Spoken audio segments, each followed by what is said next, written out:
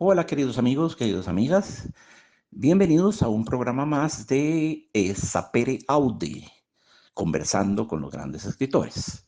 La expresión latina Sapere Aude, les recuerdo, significa atrévete a saber, o atrévete a pensar, o atrévete a conocer. Y lo más correcto sería atrévete a saber. Y sí, hay que atreverse a saber. Hay gente que le tiene mucho miedo al pensamiento al pensamiento, a la adquisición de nuevos conocimientos. Parece mentira, pero hay gente a quien eso la asusta. Entonces prefiere vivir agarrada así como un mono en medio de un vendaval de su, ¿verdad? De su repertorio de viejas ideas rumiadas una y otra vez y nunca sometidas a la criba, al sedazo del espíritu crítico. Eso no es bueno. Eso no es higiénico para el espíritu ni para el intelecto. Todos nuestros conocimientos deben de ser testados críticamente de manera regular para no caer en ese tipo de arteriosclerosis del pensamiento, ¿verdad? Muy bien, hoy les propongo un escritor que todos conocemos y todos conocemos porque generalmente forma parte del mundo de nuestra niñez.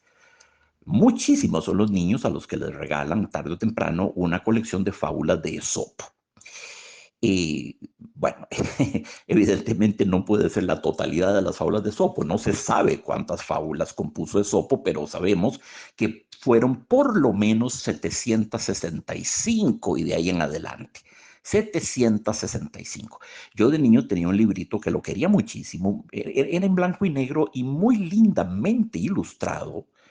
Muy lindamente ilustrado. Un poco eran los grabados en el estilo de Gustave Doré, el que le hizo los grabados a la Divina Comedia, al Quijote, a Gargantú de Pantagruel, a la Biblia, a los cuentos de Perrault, montones de cosas maravillosas ilustró Gustave Doré. Era un poco en ese estilo mi libro, pero no tenía 765 fábulas, carambas, tendría tal vez, qué sé yo, 80 tal vez, y era mucho decir, ¿verdad? Pero sí, eso pues generalmente está cercano al universo de la niñez, ¿verdad?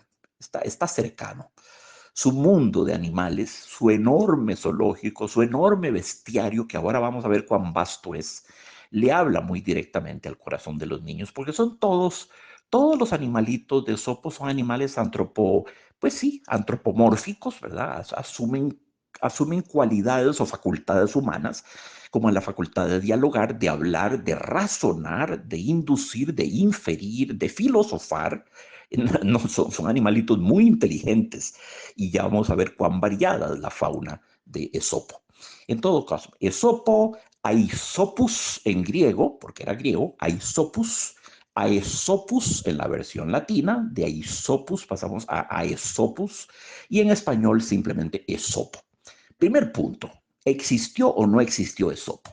Pues amigos, nadie lo sabe con certeza, no con certeza matemática, ¿verdad? 2 y 2 son 4.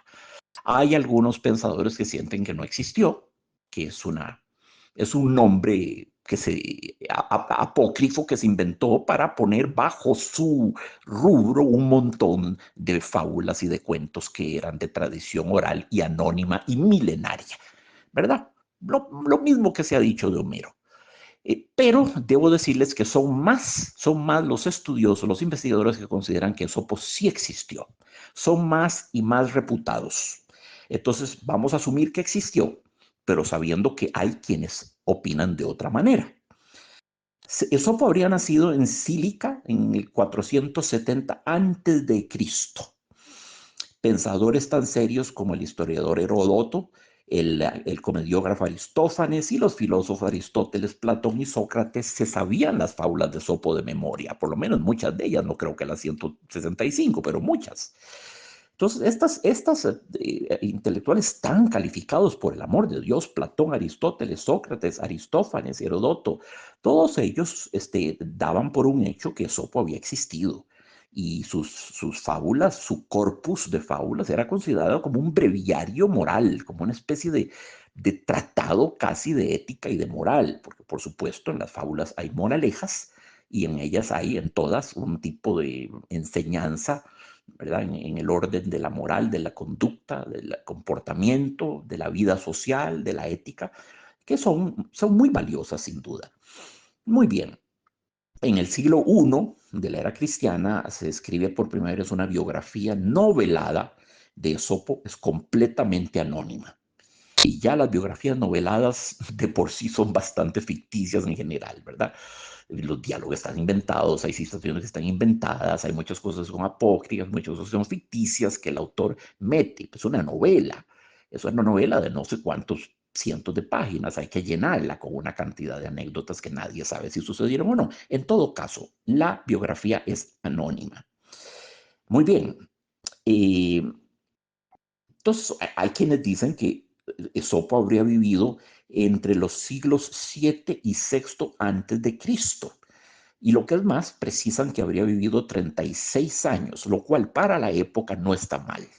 La expectativa de vida, 7 siglos antes de Cristo, ya con 40 años un hombre era un perfecto Matusalén, un abuelo, un vejestorio, un carcamal, como decimos hoy, o un roquillo, como decimos hoy en día. Entonces, pues, Esopo habría vivido 36 años, según dicen algunos. Podemos decir que vivió entre la Olimpiada número 40, que fue 620 años antes de Cristo, la Olimpiada número 40, y la Olimpiada número 54, que fue en el año 564 antes de Cristo. Repito, y vean qué interesante cómo se usan los Juegos Olímpicos como una referencia histórica y cronológica. Qué interesante. Entonces, sostienen muchos que Edipo habría vivido entre la Olimpiada número 40, que es en el año 620 a.C., y la Olimpiada número 540, que es en el año 564 a.C. Sostienen algunos. ¿De dónde era Esopo? Bueno, la verdad no sabemos, no sabemos. Era griego, sí, hablaba en griego, pero es que eso no nos dice mucho porque Grecia estaba dispersa por una enorme región de la cuenca mediterránea, ¿verdad?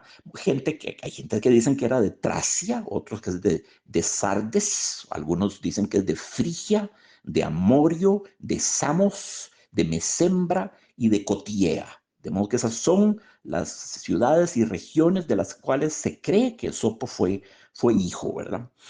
Sabemos que fue esclavo, si existió, fue esclavo, sí, y liberto y puesto al servicio del rey Creso de Lidia. Entonces, era muy común que un esclavo fuera liberto, ¿verdad? Los esclavos eran libertos, linda palabra, libertos, es decir, puestos en libertad, liberados, pero se llamaba liberto. Sí, comenzó por ser esclavo y fue liberto y puesto al servicio del rey Creso de Lidia, es decir, que tuvo que ver con una fauna humana muy variopinta, desde sus compañeros esclavos hasta la gente de la corte del rey de Lidia. Eso le dio indudablemente un conocimiento grande de todas las diversas especies, toda la taxonomía, la psicología humana, social de la época. Fue condenado a muerte por sacrilegio, cometió una serie de acciones que fueron consideradas sacrílegas y que eran pagadas con la vida y lo lanzaron al fondo de un precipicio escarpado lleno de rocas. Esa fue la causa de su muerte. Sí, murió en tanto que criminal, ¿verdad? Muy bien, su literatura es considerada propia de la época llamada arcaica. Sí, me gusta el término arcaico. No me gusta hablar de la época primitiva, porque no, eso es mirar de una manera condescendiente, paternalista y indulgente épocas que tuvieron cosas maravillosas, posiblemente mucho mejores que la nuestra en algunos aspectos o en uno que otro aspecto siquiera. Entonces no me gusta hablar de épocas primitivas como si aquellos fueran una manga de ignorantes y de imbéciles. No, pero sí era una época arcaica. El siglo IV antes de Cristo tiene la primera versión antologada de las fábulas de Esopo. El siglo IV antes de Cristo, por primera vez son compiladas.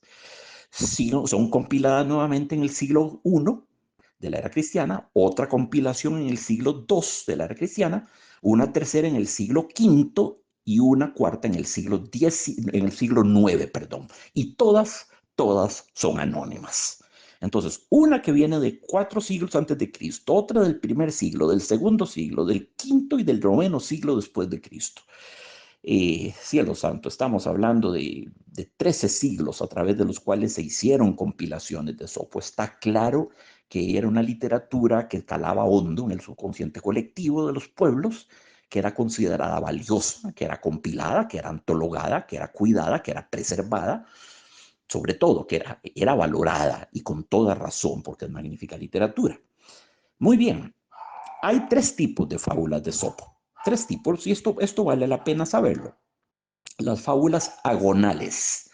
Las fábulas agonales son aquellas en que asistimos a la colisión, a la confrontación de 2 personajes antagónicos, por lo menos 2, a veces son 3 o 4, pero de seguro 2.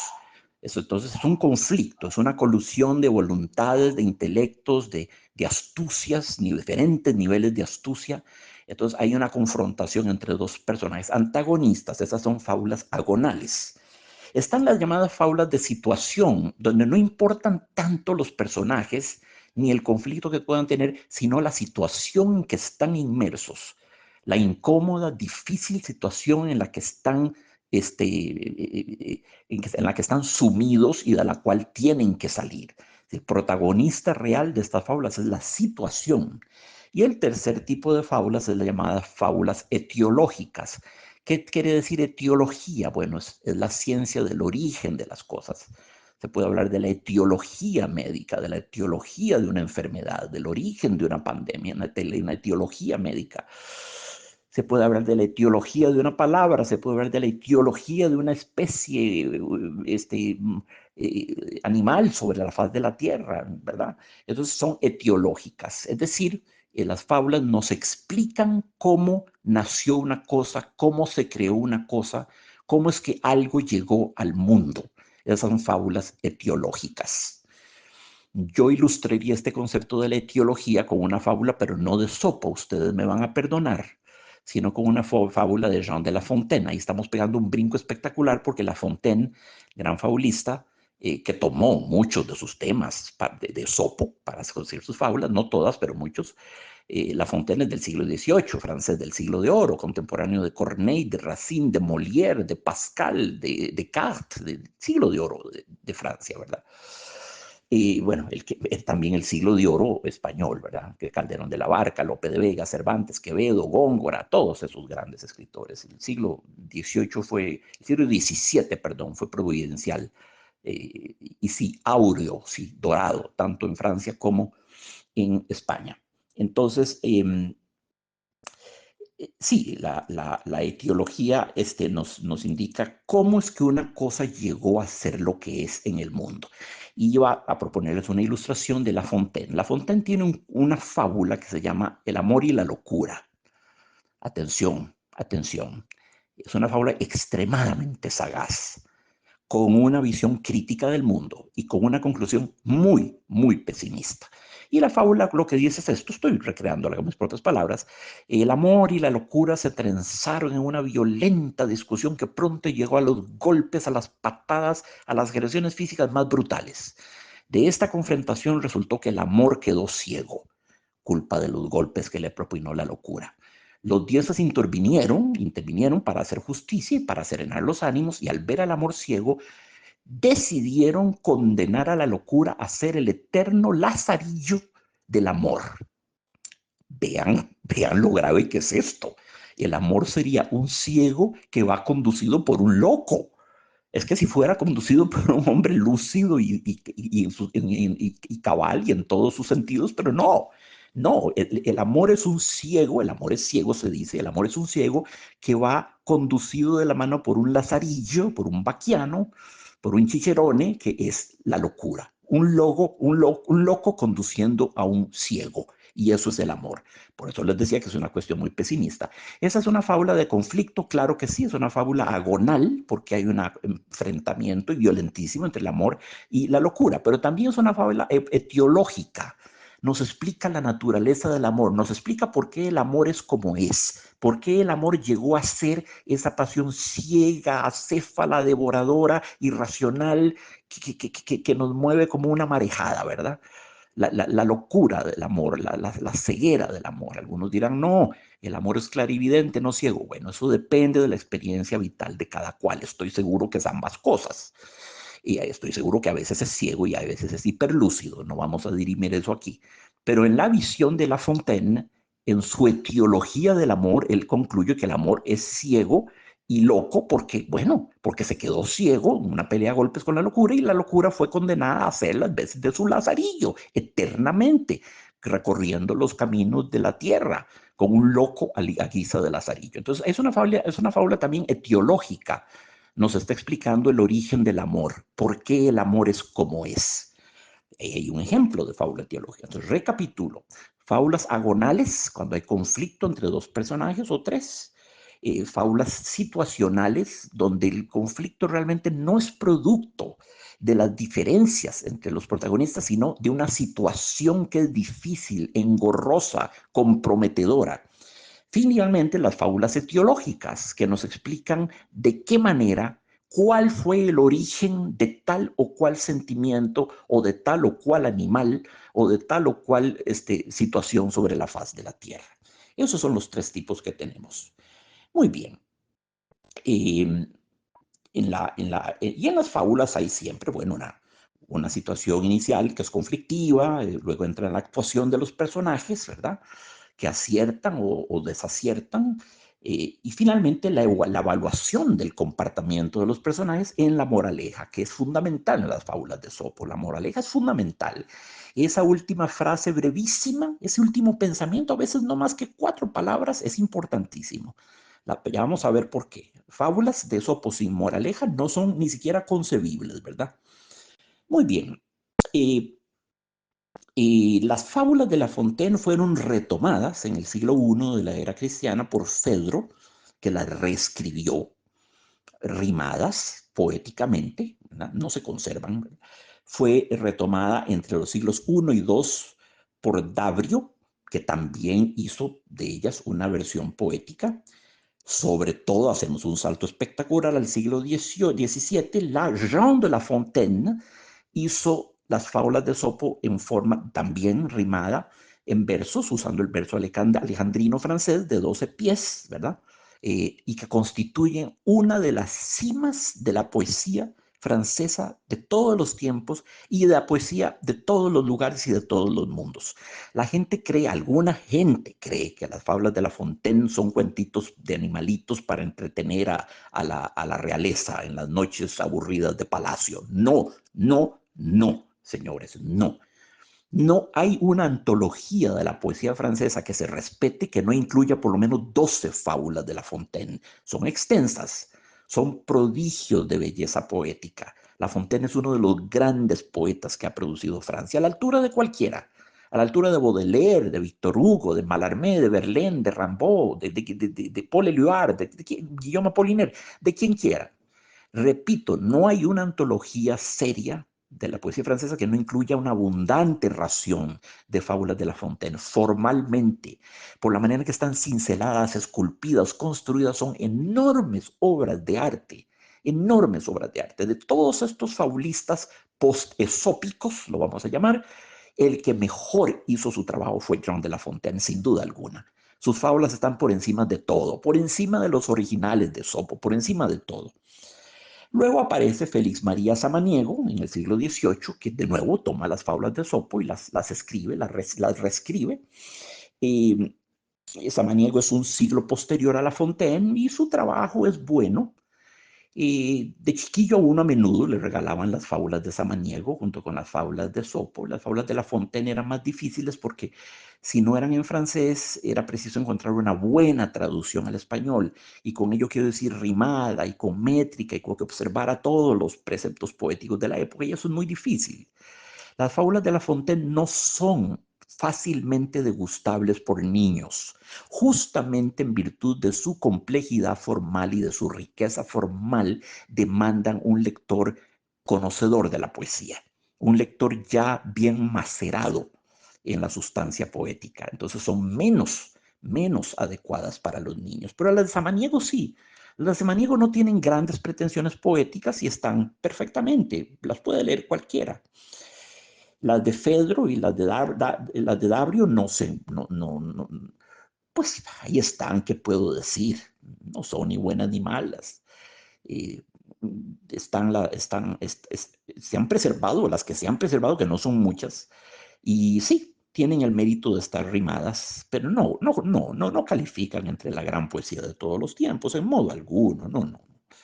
Durante muchos siglos, las fábulas de Sopo fueron libros de preceptiva moral usados en las universidades, porque son fábulas preceptivas. Nos inculcan una serie de preceptos. Haga esto, no haga lo otro, cuídese de esto, sea prudente, etcétera, etcétera, etcétera. Hay un precepto siempre, que es la moraleja, ¿verdad? Pero eran textos universitarios para que se demos cuenta de la dignidad que tenían. Existen al día de hoy la bicoca de 22 traducciones al español de las fábulas de Esopo, desde el griego directo al español, 22 traducciones. Uno diría que textitos tan breves, tan simples y tan sinópticos no necesitan tanta traducción, pero sí, sí, han sido el objeto de 22 traducciones a través de los siglos y siguen traduciéndose al español. Bueno, Walt Disney usó las fábulas de Sopo en aquellas divertidísimas, de aquellos dibujos animados que uno de chiquillo lo llamaba fábulas, ¿verdad? Además, mal usado el término, porque fábulas son las de Sopo, son las de La Fontaine. La fábula es un género literario, no es el nombre de un dibujo animado, pero a uno sí le decían, vamos a ver fábulas, ¿verdad? A las 4 pasaban las fábulas, vamos a ver las fábulas, que eran siempre las mismas. Un aburrimiento terrible. En Canal 6, en Canal 7, las fábulas eran aburridísimas.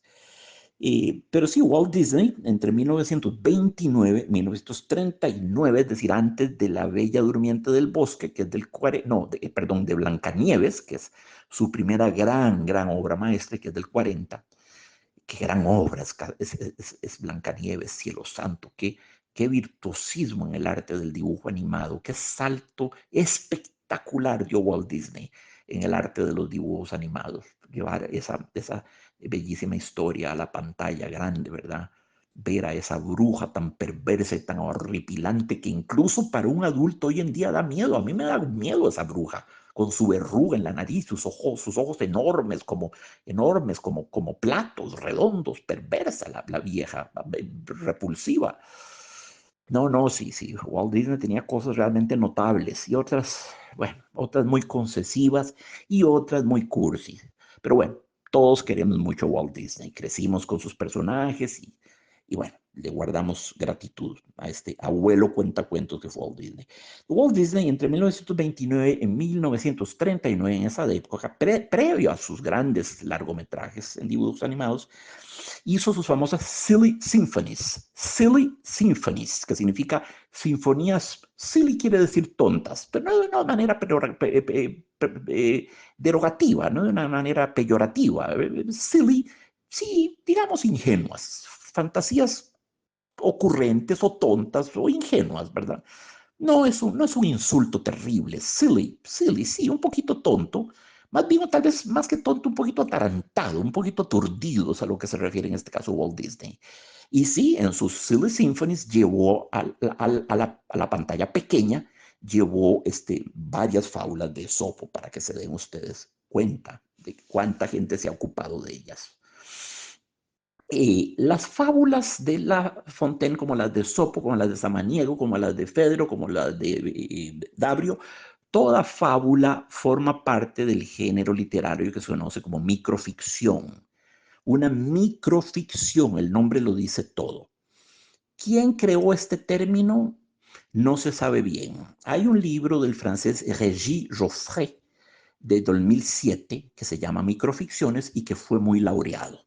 De nuevo, Régis Joffre en el 2007. Pero he de decir que nuestra gran escritora costarricense de origen chileno, Miriam Bustos, ya estaba usando el término microficciones mucho antes de Régis Joffre, por lo menos 10 años antes, por lo menos 10 años antes de Régis Joffre, ya había escrito Miriam Bustos libros que se llamaban microficciones microrelatos, microficciones, y lo siguió escribiendo y Miriam produjo literalmente miles de microficciones. Es por mucho el género que más cultivó esta inmensa cuentista ocasionalmente novelista, pero sobre todo cuentista, que es Miriam Bustos. Grande, grande, grande Miriam. Yo le tengo un cariño inmenso, inmenso a Miriam Bustos.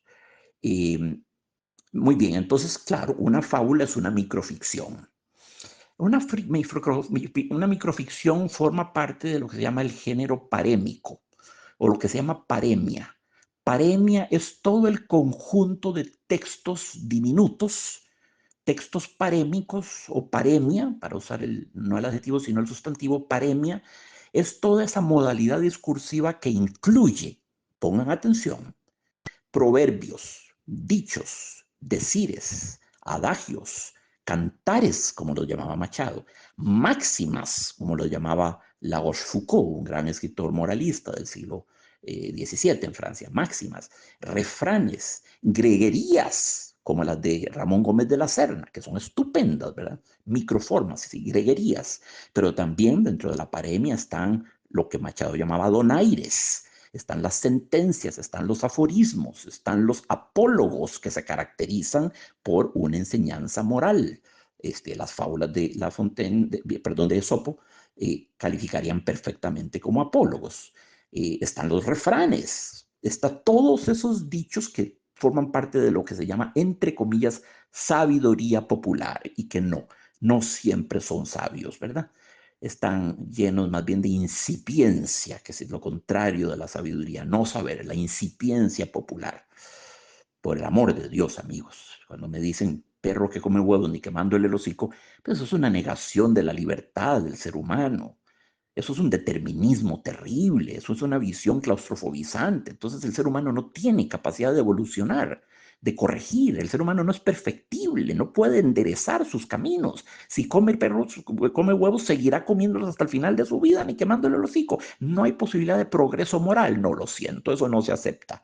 Esa es una idiotez. Esa es una idiotez. No todos los proverbios, no todos los refranes son enormes veneros de sabiduría. No, desengáñense. Los hay algunos que son muy acertados, otros que son perfectas idioteces. Otro, río que suena piedras trae. Ay, por el amor de Dios. Río que suena piedras trae. Eso le da la razón a todas las calumnias, chismes, rumoraciones de mala voluntad, intriguillas, envidias, calumnias que la gente hace circular sobre otras personas. Tantísimas veces son perfectamente falsas. En mi vida me han levantado a mí tantos chismes, todos perfectamente infundados. Entonces, no es cierto que cuando el río suena piedras trae. A veces trae piedras, a veces no, las más de las veces no. Eso es darle la razón a los chismorreros de este mundo. Entonces, no puedo estar de acuerdo. Entonces, todas esas formas de los proverbios o los refranes de la sabiduría, entre comillas, popular, son formas parémicas. Y una forma parémica muy importante, amigos, muy importante, el chiste. El chiste es una forma parémica porque el chiste es breve, es sinóptico, es conciso. Lo esencial de todo lo que veníamos a decir, proverbios, dichos, decires, adagios, cantares, máximas, refranes, greguerías, donaires, sentencias, aforismos, apólogos, refranes, etcétera, todo eso tienen la condición básica de que son microgéneros, tienen que ser sinópticos, tienen que ser muy concisos, muy apretados, ¿verdad? Muy apretados. Los chistes son una paremia, es una microficción. Un chiste largo no funciona porque la gente se aburre. El chiste tiene que ser breve y explosivo.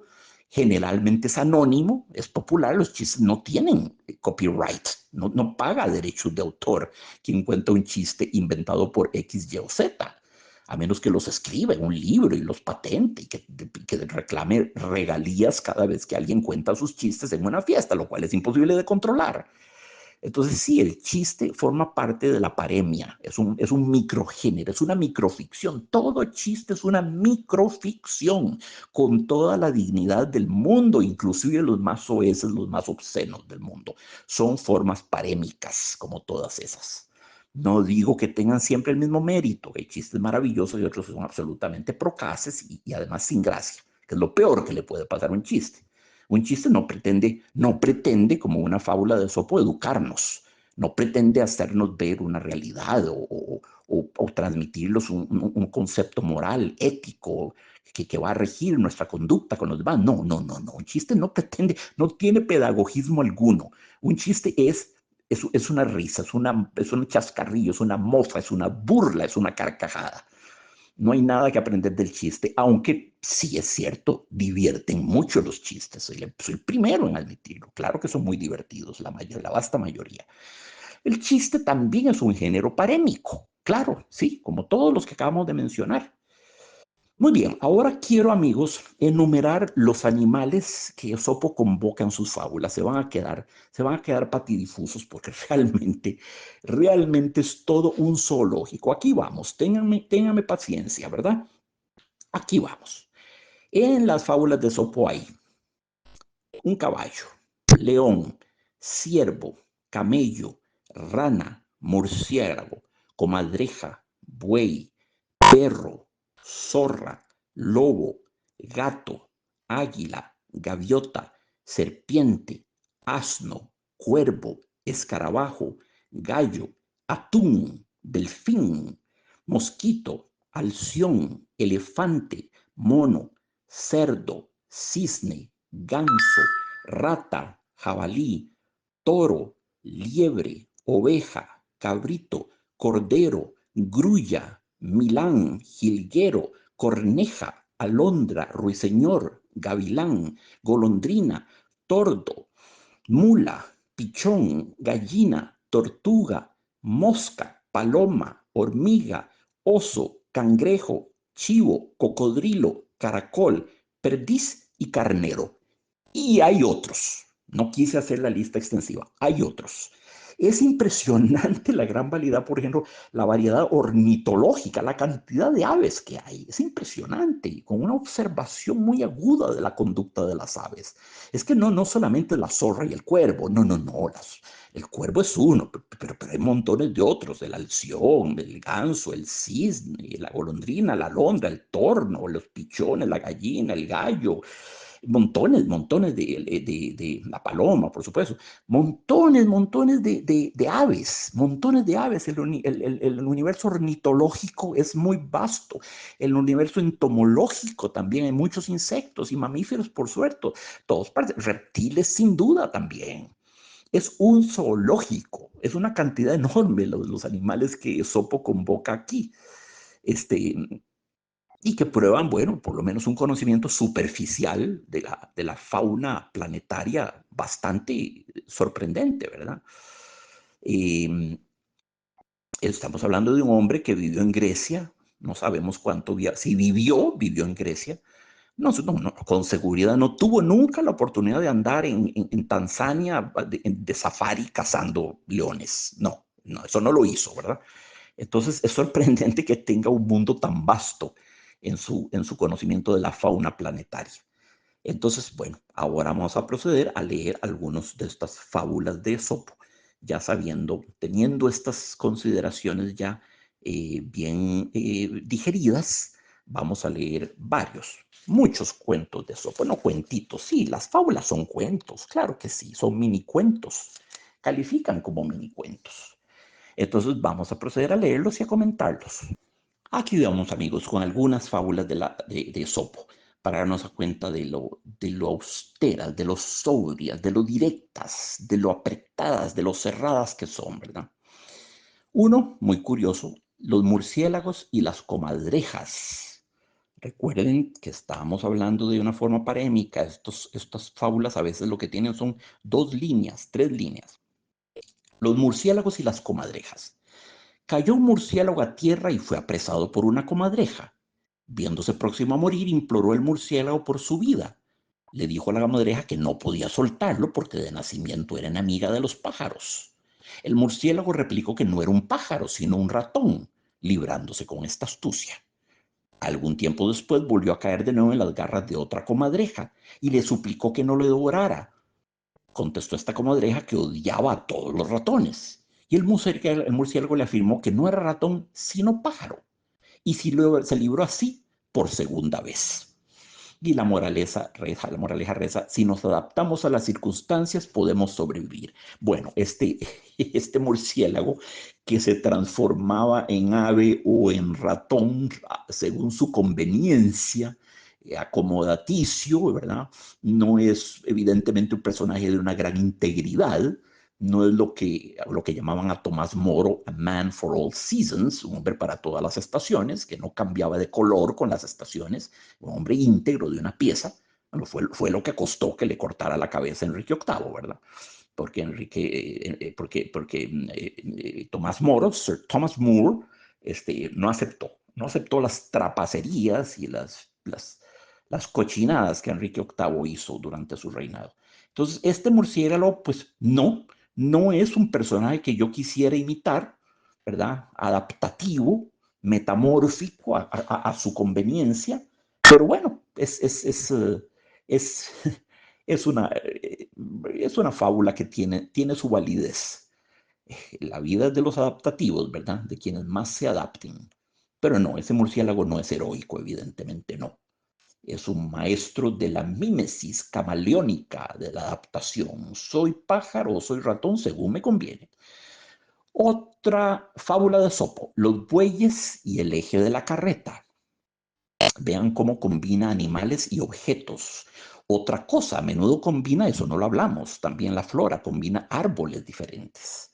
Combina árboles, por ejemplo, la encina y la caña, donde acuérdense ustedes, la encina y la caña, la encina, orgulloso árbol recio, robusto, se niega a doblarse con el vendaval y termina quebrándose. Mientras que la caña, que es dúctil, que es maleable, que acepta humildemente plegarse al vendaval, sobrevive al vendaval. Bueno, otro triunfo para los más adaptables especímenes de la naturaleza. Eso, entonces, para que vean que también a menudo hay fábulas agonales donde los protagonistas pertenecen al mundo vegetal, ¿verdad? No al mundo de los animales. Voy con los bueyes y el eje de la carreta. Arrastraban unos bueyes una carreta cuyo eje chirriaba ruidosamente. Se volvieron aquellos a la carreta diciendo, oye amiga, somos nosotros quienes llevamos la carga. ¿Y eres tú quien se queja? Y la moraleja dice, algunos se cansan al ver trabajar a otros. Esto es tan profundamente cierto, ¿verdad? Los bueyes, oye amiga, somos nosotros quienes llevamos la carga y eres tú quien se queja. El eje evidentemente opera aquí como una prosopopeya. Esto es una prosopopeya, es una personificación. El eje no se queja, esto es un pedazo de palo, eso es todo. Pero sí chirría de una manera que puede ser reminiscente de un quejido, de un lamento, incluso de un llanto sostenido y enervante, irritante, ¿verdad? Entonces la carreta el eje de la carreta va quejándose constantemente, ¿verdad? Crujiendo y crujiendo y crujiendo, y los bueyes son los que están trabajando. Está muy lindo esto, está muy lindo. Por el hecho de incorporar una personificación, una prosopopeya, un objeto inanimado, como es un eje de carreta, que se convierte en un objeto animado, que incluso sostiene un diálogo con los bueyes y que es capaz, el eje de la carreta, de llorar, de quejarse, de sollozar, ¿verdad? Y esto es tan cierto, queridos amigos, tan cierto, ¿verdad? Tan cierto. Y montones de hipócritas que se quejan de esto, se quejan de lo otro, y no son ellos los que están sufriendo el calvario, el martirio, que están estando sometidos. Más bien son oportunistas, ¿verdad? Aprovechan el dolor de los demás que desconocen, pero lo aprovechan para escribir una novela que resulta ser un bestseller y de pronto premio Nobel. Pues así es la cosa, amigos. Conozco varios casos, ¿verdad? La gente no debería de escribir sino sobre aquellas cosas que conoce muy bien, muy bien. Eh, Otra fábula de Sopo, las ranas pidiendo rey. Cielo santo, ¿qué pasará con las ranas pidiendo rey? Aquí vamos. Cansadas las ranas del propio desorden y anarquía en que vivían, mandaron una delegación a Zeus para que les enviara un rey. Zeus, atendiendo su petición, les envió un grueso leño a su charca. Espantadas las ranas por el ruido que hizo el leño al caer, se escondieron donde mejor pudieron. Por fin, viendo que el leño no se movía más, fueron saliendo a la superficie. Dada la quietud que predominaba, empezaron a sentir tan grande desprecio por el nuevo rey que brincaban sobre él y se le sentaban encima burlándose sin descanso.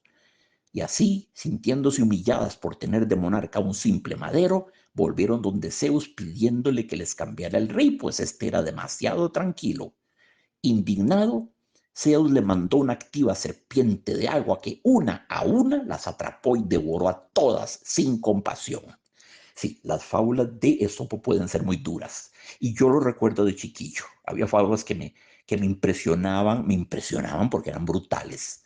Había desenlaces que eran brutales y me impresionaban y hasta me daban miedo, eso lo recuerdo.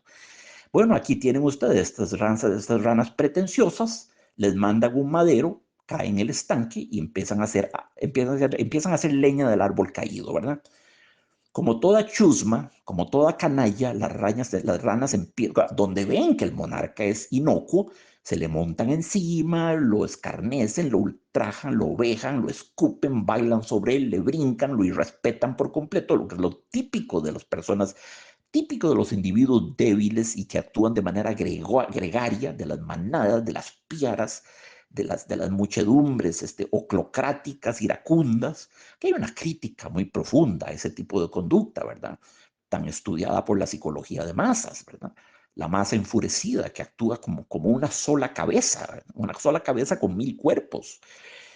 Estas ranas son detestables, actúan según lo que hace una, la hacen todas las demás, son completamente gregarias, no hay principium individuationis en estas ranas, son una muchedumbre.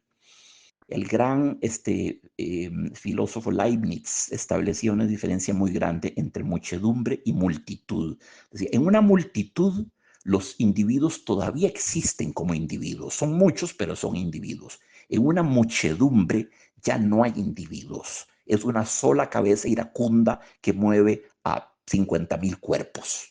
Y es una revolución, por ejemplo. Entonces, Leibniz establecía esa diferencia.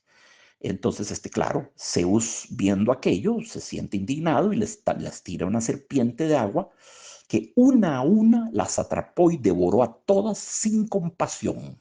Terrible final, terrible final. Y luego la moraleja reza, al elegir gobernante, es mejor uno sencillo y honesto en vez de emprendedor pero malvado o corrupto. Cielo santo, cuán pertinente es esto, cuán vigente. Al elegir gobernante es mejor uno sencillo y honesto en vez de emprendedor pero malvado o corrupto. Mejor tener un gobernante que sea sencillo, no tiene que ser un genio, que tener un genio que sea un genio del mal, ¿verdad? Y está claro que hay que tener mucho cuidado con quien elige uno, ¿verdad? Es una de las grandes cuestiones de la democracia, ¿verdad? Los grandes peligros de la democracia. El poder en manos del pueblo. Bueno, la democracia reposa sobre la noción de que la verdad está ahí donde la vea la mayoría. Y no es cierto. Eso es una falacia. No es cierto. A menudo la realidad no está donde la ve la mayoría. Y lo que es más, en la historia del ser humano, la mayoría se ha caracterizado por equivocarse. Es la manada. La mayoría es manipulada, es masacrada, es objeto de tremendos genocidios, es usada, son un montón de tontos útiles. Ser manada es muy triste, ¿verdad? Muy triste. Otra fábula de nuestro querido Esopo, la cierva tuerta. Vamos aquí. Una cierva a la que le faltaba un ojo pasía a orillas del mar, volviendo su ojo intacto hacia la tierra para observar la posible llegada de cazadores y dando al mar el lado que carecía del ojo, pues de allí no esperaba ningún peligro. Pero resulta que una gente navegaba por ese lugar y al ver a la cierva la abatieron con sus dardos y la cierva agonizando se dijo para sí: pobre de mí, vigilaba la tierra que creía llena de peligros y el mar, al que consideraba un refugio, me ha sido mucho más funesto. Terrible fábula de nuevo. Esto traumatiza a un chiquito. Y a mí, me cuento entre esos, entre los traumatizados. Bueno, aquí Esopo punge un nervio universal, ¿verdad? Un nervio atávico en todos nosotros, es el miedo de lo que viene del mar. Lo que viene del mar, pues son los barcos vikingos, los barcos normandos, los barcos de los invasores. Suelen no traer buenas noticias, vienen a ocupar nuestras tierras, los barcos de todo el proceso de la colonia y la conquista y la colonia española en toda América, los barcos que llegaron a la India, Australia, ingleses, los barcos franceses llegaron a la Guadalupe, a Haití, en fin, todo eso. El barco, por principio, el que viene del mar, en nuestro imaginario colectivo, en nuestro registro imaginario colectivo, ese barco es portador de invasores. Vienen a vejar a nuestras mujeres, a destruir nuestros pueblos, incendiar nuestras cosas y ocupar nuestras tierras y posiblemente reducirnos a la posición de esclavos. Es peligroso lo que viene del mar, por principio. Y Esopo lo sabe bien y elabora su cuentito tomando en cuenta esto.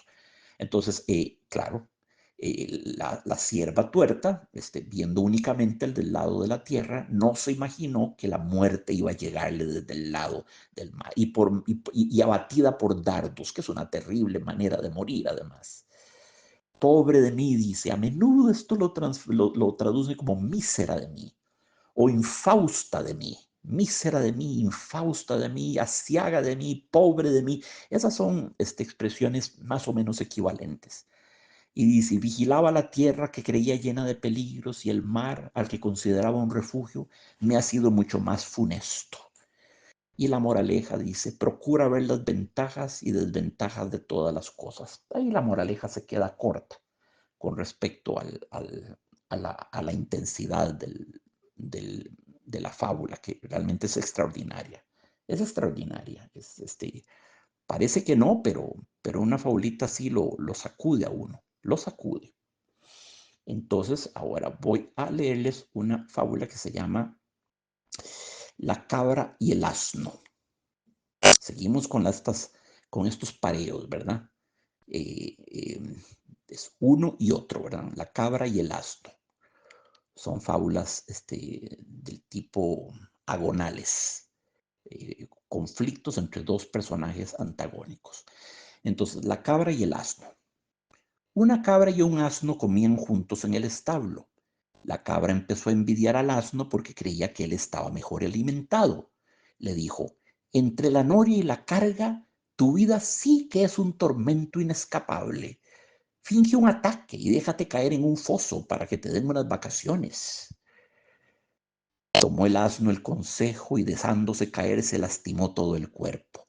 Viéndolo el amo, llamó al veterinario y le pidió un remedio para el pobrecito. Prescribió el curandero que necesitaba una infusión con el pulmón de una cabra, pues era muy efectivo para devolver el vigor. Para ello, entonces, degollaron a la cabra.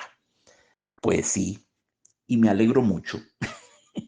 La malintencionada cabra, movida por la mala fide, la mala fe, ¿verdad? Le da un consejo al pobrecito asno que va a significar su perdición. ¿Y por qué lo hace? Por envidia, porque está viendo al otro lado de la cerca el que vive mejor y lo envidia y lo quiere destruir. Bueno, sí, la envidia. Sí, el bajonazo de piso o el serrucho en nuestro lenguaje vernáculo que todos conocemos, ¿verdad? La cabra era una serrucha pisos y vivía envidiando al asno, porque creía que estaba mejor alimentado, ni siquiera lo sabía, ¿verdad? Y le dice, entre la noria y la carga, tu vida sí que es un tormento inacabable, vendiéndole la idea de que el asno es muy infeliz, muy infeliz. Finge un ataque y déjate caer en un foso para que te den unas vacaciones. Pues no solo no se lesionó tan severamente como la cabra esperaba, sino que vino el amo, vino el veterinario, lo cubrieron de mimos, de chineos, lo curaron, tenían que curarlo usando el pulmón de una cabra y para eso degollaron y sacrificaron a la cabra. Por perversa, por depravada, por malintencionada. Bueno, fábula dura, ¿verdad? Dura, dura. Y la moraleja dice, el malvado siempre es la víctima de su maldad. Eh, el malvado siempre, no siempre, por desgracia, no siempre. Querríamos que esa fuera una verdad cartesiana, que siempre sucede que el malvado sea víctima de su maldad. No, no siempre sucede, todos sabemos que no. El mundo sería mucho mejor si así fuera, pero bueno, a veces sucede, a veces sucede. Me gusta en particular esa fábula. Muy bien, vamos a leer una fábula que se llama El perro y el reflejo en el río. El perro y el reflejo en el río. Y esta fábula reza así.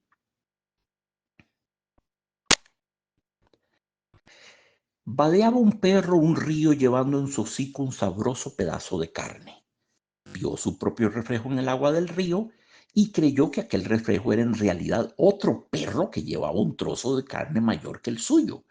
Y deseando adueñarse del pedazo ajeno, soltó el suyo para arrebatar el trozo de su supuesto compadre. Pero el resultado fue que se quedó sin el propio y sin el ajeno.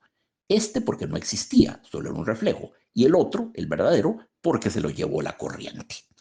Y la moraleja, adivinen qué es, un proverbio popular: más vale pájaro en mano que 100 volando. Muchas moralejas podrían extraerse de este cuento. Sí, en efecto, más vale pájaro en mano que 100 volando, más vale el pedacito de carne que llevaba en el hocico que esta carne que es una mera ilusión. El perro cae víctima de lo que Platón hubiera llamado la doxa, la ilusión, el espejismo, la apariencia. Recuerden toda la filosofía platónica, el idealismo trascendental de Platón.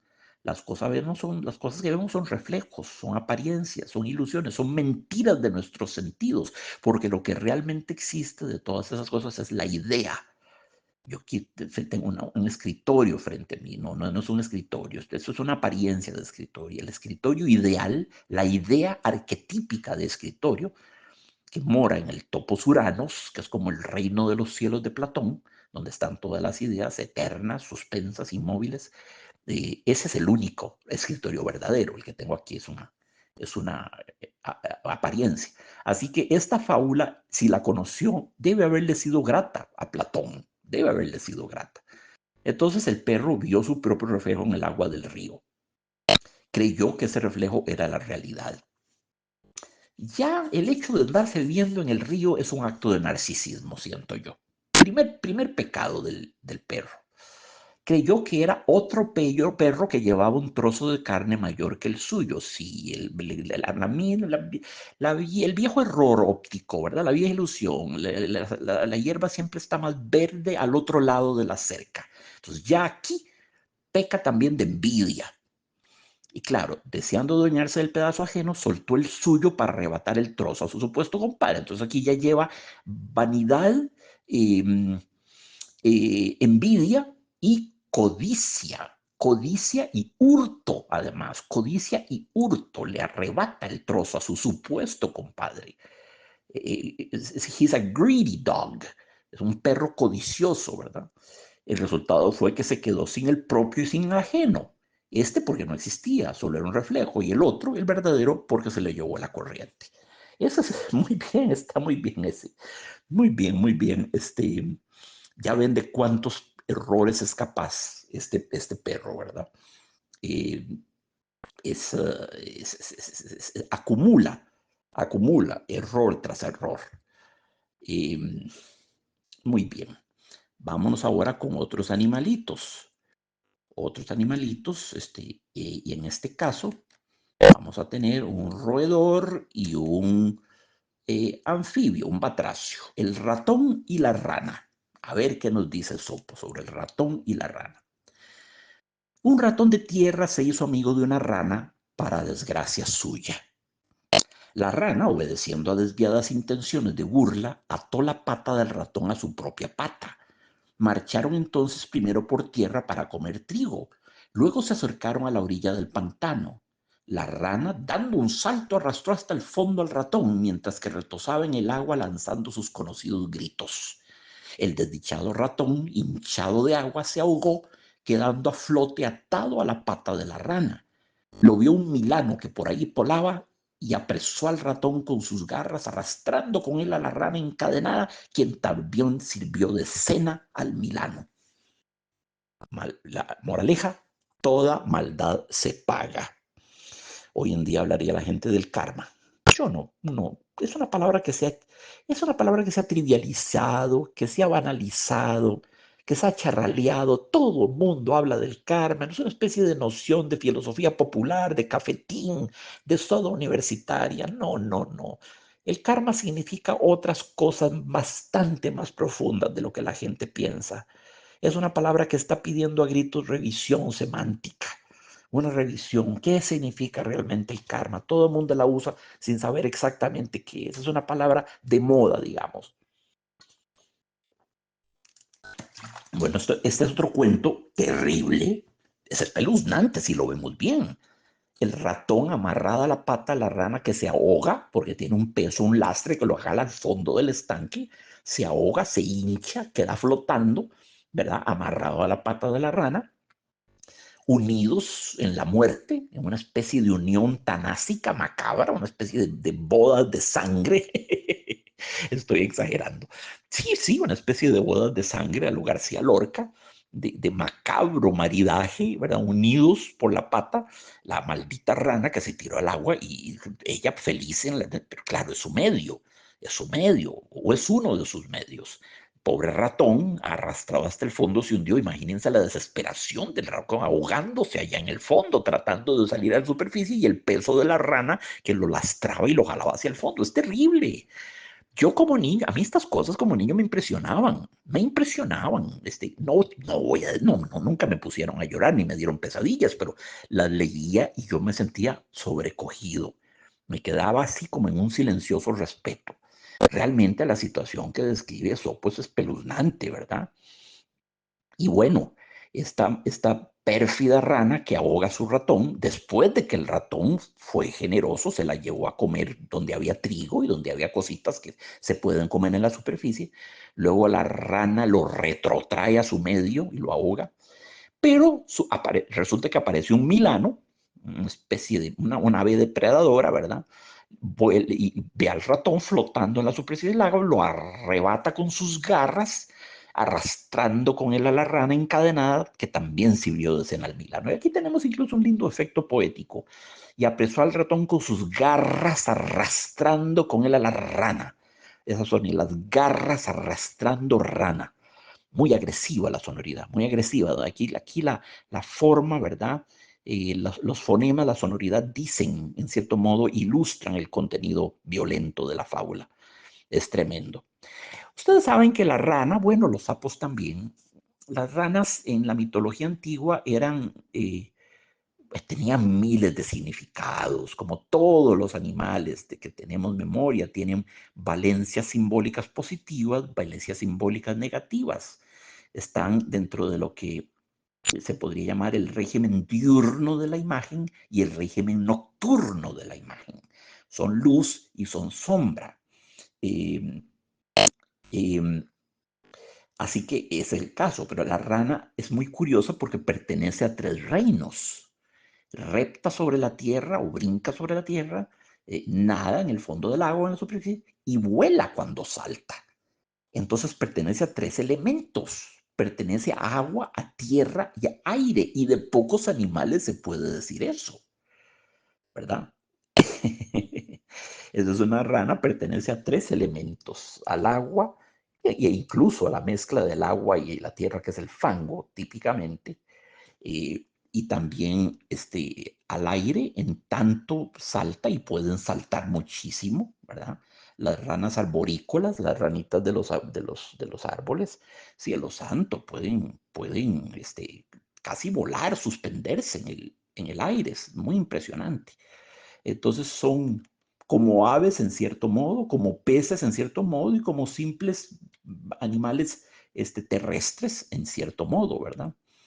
Es un animal como ambiguo, un animal que pertenece a tres reinos, es mucho, mucho. Creo que Zeus, para invocar a los dioses que menciona Esopo, Zeus le confirió a la rana y al sapo, que es tan feo, le confirió, creo que más bendiciones de las que merecen. En todo caso, es mi sentir personal.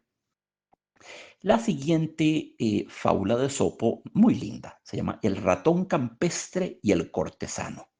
Aquí vamos. Un ratón campesino tenía por amigo a otro de la corte y le invitó a que fuese a comer a la campiña. Mas como solo podía ofrecerle trigo y hierbajos, el ratón cortesano le dijo: ¿Sabes, amigo? Llevas una viga de hormiga En cambio, yo poseo bienes en abundancia. Ven conmigo y a tu disposición los tendrás. Partieron ambos para la corte. Mostró el ratón ciudadano a su amigo trigo y legumbres, higos y queso, frutas y miel. Maravillado, el ratón campesino bendecía a su amigo de todo corazón y renegaba de su mala suerte. Dispuestos ya a darse un festín, un hombre abrió de pronto la puerta. Espantados por el ruido, los dos ratones se lanzaron temerosos a los agujeros. Volvieron luego a buscar higos secos, pero otra persona incursionó en el lugar y al ver a los dos amigos se precipitaron nuevamente en una rendija para esconderse. Entonces el ratón de los campos, olvidándose de su hambre, suspiró y dijo al ratón cortesano: Adiós, amigo. Veo que comes hasta hartarte y que estás muy satisfecho, pero es al precio de 1000 peligros y constantes temores. Yo, en cambio, soy un pobrete y vivo mordisqueando la cebada y el trigo, mas sin congojas ni temores hacia nadie. Y la moraleja dice: puedes vivir con lujos y problemas o en la tranquila pobreza.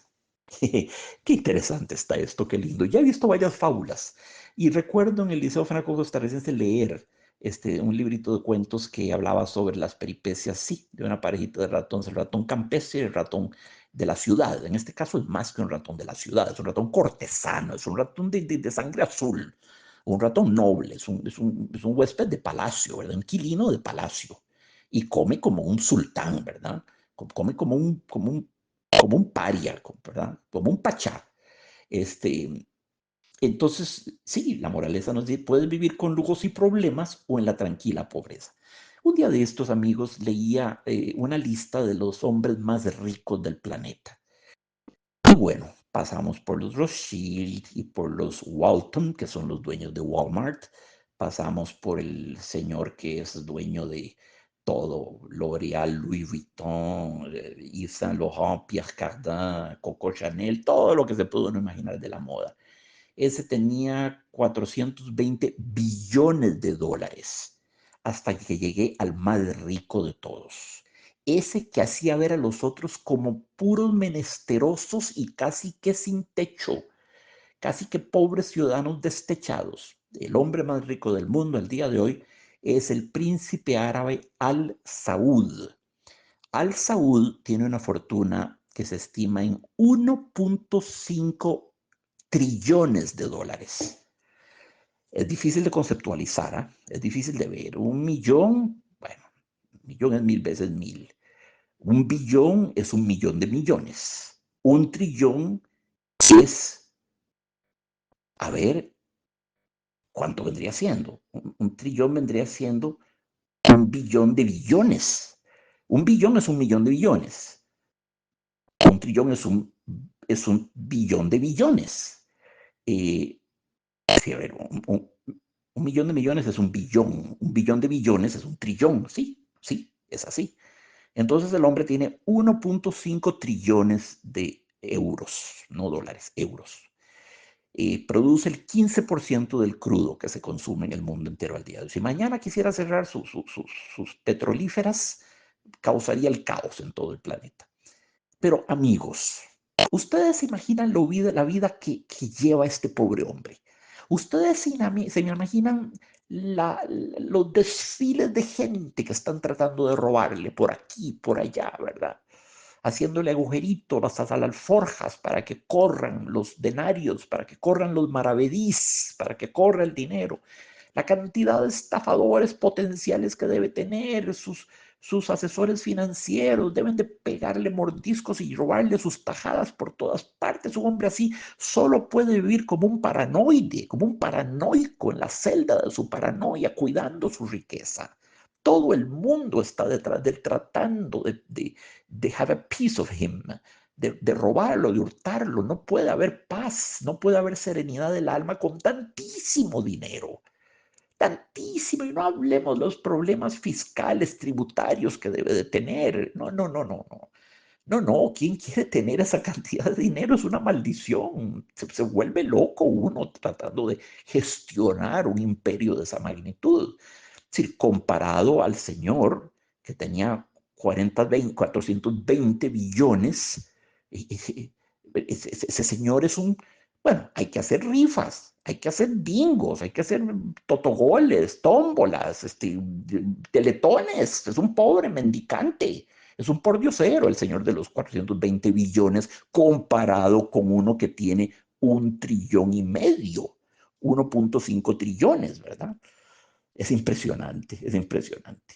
Entonces aquí tenemos este caso, ¿verdad? El ratón campestre se da cuenta, una vez que prueba la vida de Palacio, sí, es sin duda una vida llena de voluptuosidad, con manjares, con ambrosía, con las cosas más ricas de comer, pero vive en la permanente zozobra de que lo van a atrapar, de que lo van a estripar, a patear, a fumigar, a envenenar.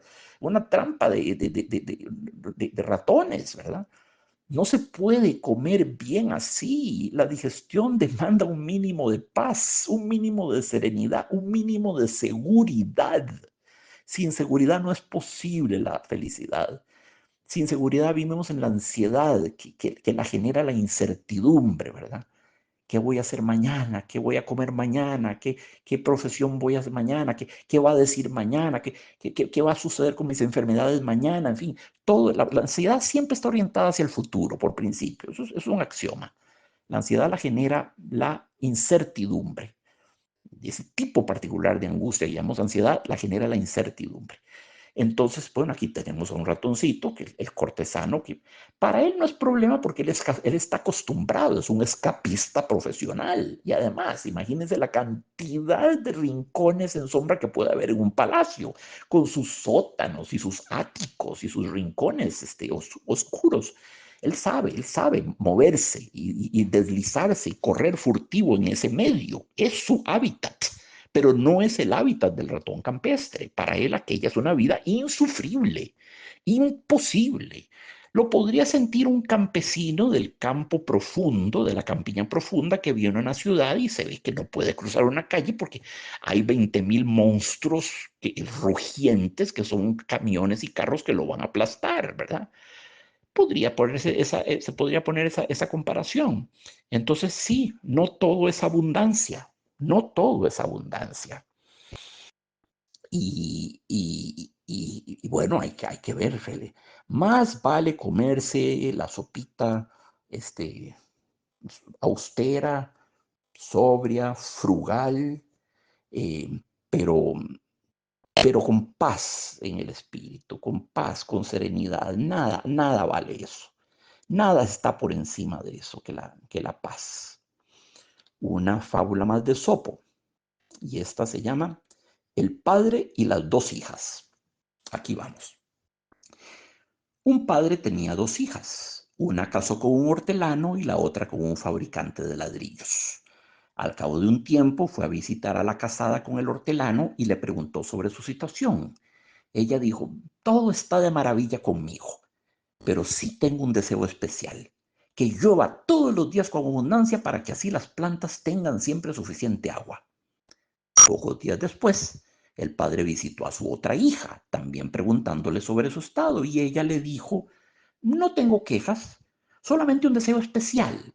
Quiero que los días se mantengan secos, sin lluvia, con sol brillante, para que así los ladrillos sequen y endurezcan muy bien. El padre meditó, si una desea lluvia y la otra desea tiempo seco, ¿a cuál de las dos le adjunto mis deseos? Y la moraleja dice, no trates nunca de complacer y quedar bien con todo el mundo, te será imposible. Sí, esa es una lección que uno aprende cuando la aprende temprano en la vida, por dicha.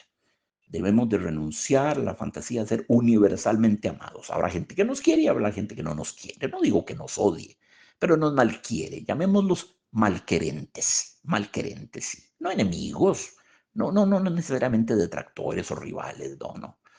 Simplemente malquerentes. Bueno, en este caso tenemos por antonomasia una fábula que es agonal, hay un conflicto entre las dos hijas y también es una fábula de situación. Es una fábula de situación. Estamos en una coyuntura divergente, un problema aquí. Lo que es ideal para una hija es precisamente la maldición de la otra, porque está casada con un hortelano, entonces para ellas la lluvia es una bendición para las plantas. Pero la otra, que está casada con un fabricante de ladrillos, necesita tiempo seco, sol brillante para que los de ellos sequen y endurezcan, ¿verdad? Y el pobre padre se dice, si una desea lluvia y la otra tiempo seco, ¿a cuál de las dos le adjunto mis deseos? Pues a ninguna de las dos. Si lo hiciese, sería visto como un padre que tiene preferencia por una hija, ¿verdad? Que es parcial, no que es objetivo. El pobrecito no puede tomar ninguna posición en este caso, bendecir a una como a otra y desearle la mejor de las suertes y irse a la casa. No puede adjuntarle sus deseos a una y a otra. No puede desear lo que va a ser la fortuna de una, pero la calamidad de la otra y viceversa. No puede hacerlo. Pero es interesante, ¿verdad? Lo que es la gran bendición de uno es la maldición terrible de otros. Eso es tan cierto. Eso es tan cierto y pasa todo el tiempo, ¿verdad? Pasa todo el tiempo. Uno quisiera que las cosas que son lindas para uno fueran también para todo el mundo, pero no es así. No es así. A menudo esa lluvia que a uno lo conforta eh, es justamente es justamente la maldición de otros. Y así es la vida, así es la vida. Vamos a leer otra fábula con otra configuración binaria. En este caso es el león y el asno. Me van a decir ustedes, esto lo tiene que ganar el león, ¿verdad? Parecería que sí. Ya podemos ir viendo a través de toda esta vasta tipología que nos propone Sopo, tipología, todos estos tipos psicológicos que nos propone, todos estos arquetipos junguianos que nos propone. Aquí hay soñadores, hay héroes, hay necios, hay impertinentes, hay vanidosos, narcisistas, hay todos los arquetipos junguianos, los 12 arquetipos junguianos, ¿verdad? Los tipos de personalidad. Bueno, en estas fábulas hay una tipología. Podríamos encontrar todos los arquetipos de Jung están aquí encarnados en uno u otro animal. Y ya podemos ir viendo más o menos cómo ciertos animales tienden a representar lo mismo y otros también, ¿verdad? En estas configuraciones binarias, en estas colisiones que son este tipo de fábulas, que son las, como decíamos, este, eh, las fábulas agonales, las fábulas de conflicto entre dos personajes. El león y el asno, dice así. Se juntaron el león y el asno para cazar animales salvajes. El león utilizaba su fuerza y el asno las coces de sus pies. Una vez que acumularon cierto número de piezas, el león las dividió en tres partes y le dijo al asno, la primera me pertenece por ser el rey, la segunda también es mía por ser tu socio, y sobre la tercera, mejor te vas largando si no quieres que te vaya como a las presas. No cabía esperar otra cosa del león, ¿verdad? Que siempre es asociado a la potencia, al poder real, el rey de la selva, y con un asno pobrecito. La moraleja dice, asóciate con iguales, no con los más poderosos. Sí está claro que el asno se asoció con un potencial depredador, con un enemigo potencial. Entonces, atención, el león utilizaba su fuerza y el asno sus coces. Y hay una diferencia enorme de fuerzas, ¿verdad? Entonces el rey dividió la comida en tres partes y le dice, la primera me pertenece por ser el rey. Bueno, digamos que eso es aceptable. Ese es el derecho regis, el derecho del rey. La segunda parte también es mía por ser tu socio. Y sobre la tercera, mejor te vas largando si no quieres que te vaya como a las presas. El león tiene hasta su sentido del humor macabro, ¿verdad? Mejor te vas largando. Es decir, si el asno se ponía necio, eh, pues iba a pagar también, iba a ser devorado, ¿verdad? Y, ay, Dios santo.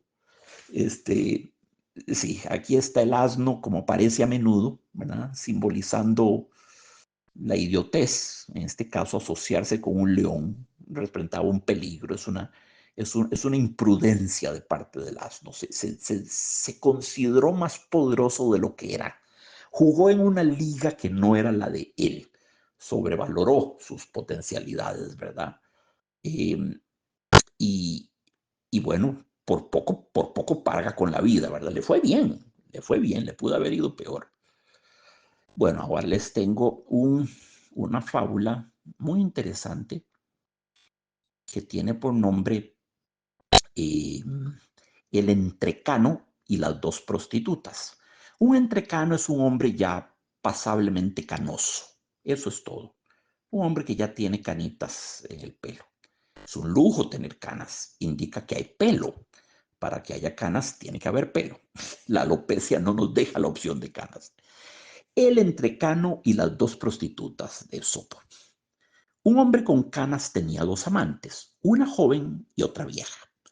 La de más edad, avergonzada de tener trato con un como más joven que ella, no dejaba, cuando venía a estar junto a sí, de arrancarle los pelos negros. La más joven, tratando de disimular que tenía un amante viejo, le arrancaba los blancos. Y así, depilado por turno a manos de una y de otra, llegó a quedarse calvo. Y la moraleja dice, de esta forma lo que anda desacompasado es perjudicial. Bueno, vaya predicamento el de este canoso, vaya predicamento. Un amante joven, una vieja. Las canas son, por supuesto, sinónimo de senectud, de vejez, siquiera de madurez. Entonces, la amante vieja le arrancaba todas las canas, le arrancaba los pelos negros para que se viera viejito como ella, para emparejarlo con ella. La más joven, para disimular que tenía un amante viejo, le arrancaba los blancos. Y así lo dejaron calvo, lo dejaron depilado, lo dejaron calvo. La cuestión es que el hombre no estaba, desde un punto de vista etario, no estaba con ninguna compañera de su edad. Una era demasiado vieja para él y otra era demasiado joven para él. Entonces, una se encargó de arrancarle los pelos negros para avejentarlo y otra de arrancarle los pelos blancos para rejuvenecerlo. Entonces, hay un problema ahí. Hay algo que, como dice la moraleja, está desacompasado, está desacomodado. Y una buena fábula, una buena fábula. Ahora les tengo una muy interesante en que entra en acción un personaje animal que aparece a menudo en las fábulas. Y el águila y el escarabajo. Así que aquí tenemos la ornitología y la entomología. Y vamos a ver qué sucede con el águila y el escarabajo. Estaba una liebre siendo perseguida por un águila y viéndose perdida, pidió ayuda a un escarabajo suplicándole que la salvara. Le pidió al escarabajo al águila que perdonara a su amiga, pero el águila, despreciando la insignificancia del escarabajo, devoró a la liebre en su presencia. Desde entonces, buscando vengarse, el escarabajo observaba los lugares donde el águila ponía sus huevos y haciéndolos rodar los tiraba a tierra. Viéndose el águila echada del lugar a donde quiera que fuera, recurrió a Zeus, pidiéndole un lugar seguro para depositar sus futuros pequeñuelos. Le ofreció Zeus colocarlos en su regazo. Pero el escarabajo, viendo la táctica escapatoria, hizo una bolita de barro, voló y la dejó caer sobre el regazo de Zeus. Se levantó entonces Zeus para sacudirse aquella suciedad y al hacerlo tiró por tierra los huevos sin darse cuenta. Por eso, desde entonces, las águilas no ponen huevos en la época en que salen a volar los escarabajos. Bueno, científicamente es concesiva, digamos, la fábula. No vale por su precisión científica. Las águilas no ponen huevos independientemente de que sea época o no de escarabajos. Pero la moraleja es muy, muy válida. Dice, nunca desprecies lo que parece insignificante, pues no hay ser tan débil que no pueda perjudicarte. Muy cierto, ¿verdad? No hay nadie tan ínfimo, tan inocuo, tan inofensivo, tan débil, tan despreciable, que no pueda hacernos daño. Cielo santo, no hay enemigo pequeño, reza ahí sí, la sapiencia popular, esa la aplaudo. No hay enemigo pequeño, no existe eso que llamamos enemigo pequeño. Aquí tenemos un águila, ¿verdad? Que devora una liebre, lo cual es espantoso. De nuevo, hay una brutalidad, hay una violencia gráfica muy considerable en estas fábulas que pueden asustar a un niño, ¿verdad? El escarabajo intercedió para tratar de que el águila no devorara a la liebre, pero el águila despreció al escarabajillo y devoró a la liebre y la devoró en su presencia. Entonces ese escarabajito se venga robándole los huevos al águila. El águila que ve que es objeto de esa desposesión, bueno, donde Zeus, y Zeus, lo cual es muy bello, le ofrece ni más ni menos que su propio regazo para que ponga sus huevos. Pero el escarabajo, siendo tan chiquitillo y en apariencia tan inocuo, se hace una bolita de barro, vuela y cae sobre el regazo de Zeus. Y el aventar de Zeus, para sacudirse aquella suciedad, tiró por tierra los huevos que se quebraron en 1000 pedazos. Es muy curioso, ¿verdad? Es muy interesante y muy impresionante lo que un escarabajillo puede hacerle a aquella reina de los cielos, ¿verdad? La gran depredadora, el águila imperial, símbolo de poder, como todo animal que vuela, tiene ese poder enorme, panóptica, puesto que tiene una mirada penetrante y ve absolutamente todo. Es impresionante, es impresionante. Y un escarabajito, que es un animalito chiquitito, se las arregla para hacerle la vida imposible en una cosa muy delicada. La priva de la procreación, le impide poner huevos. Y eso es un escarabajito que se arrastra misérrimamente por el suelo contra aquella dueña de los espacios, del aire, del cielo, de las nubes, ¿verdad? Bello texto, bello texto. Pasamos a otra fábula que se llama El avaro y el oro. Por una vez no estamos hablando aquí de animales. Es un ser humano, un avaro y un metal, el metal precioso por excelencia, el oro. ¿Qué avaros hay en la historia de la literatura? Los avaros forman parte de la tipología de la literatura desde siempre, ¿verdad? Hay montones de avaros literarios. El tipo del avaro, la psicología del avaro ha fascinado a muchos, muchos escritores. Está Volpone de Ben Jonson, Volpone, que significa zorra, de volpe, de zorrón, el zorro Volpone, Corbacho, es decir, Cuervo o Cuervucho, que era su amigo en la obra de teatro de Ben Jonson, Volpone, ¿verdad? Ahí está Volpone y Corbacho. Está Shylock, el mercader de Venecia, de Shakespeare, que si el amigo que le pidió el préstamo no le paga, exige poder arrancarle de su cuerpo una libra de carne y de sangre, qué cosa más horrorosa. Está Papagoriot, de Honoré Balzac. Está Gobseck, también de Honoré Balzac, son dos avaros. Y está, por supuesto, Ebenezer Scrooge, del cuento de Navidad, del Christmas Tale de Dickens, que todos lo conocemos y se han hecho 40.000 adaptaciones. Entonces, se me olvida el más importante de todos, el avaro de Molière, que tiene un nombre estupendo, se llama Arpagón, Arpagón, Arpagón. Se ve que es el nombre de un hombre vil, de un hombre ruin, Arpagón, y tiene ese elemento de arpía, Arpagón, arpía, Arpagón. Acuérdense las muchas veces que les he dicho, amigos, la onomástica de un autor es siempre digna de ser estudiada. Los buenos autores escogen los nombres de sus personajes con profundo criterio para que evoquen ciertas cosas. A ver qué pasó con el avaro y el oro. Un avaro vendió todo lo que tenía de más y compró una pieza de oro, la cual enterró en la tierra a la orilla de una vieja pared y todos los días iba a mirar el sitio. Uno de sus vecinos observó sus frecuentes visitas al lugar y decidió averiguar qué pasaba. Pronto describió lo del tesoro escondido y cavando tomó la pieza de oro, robándosela.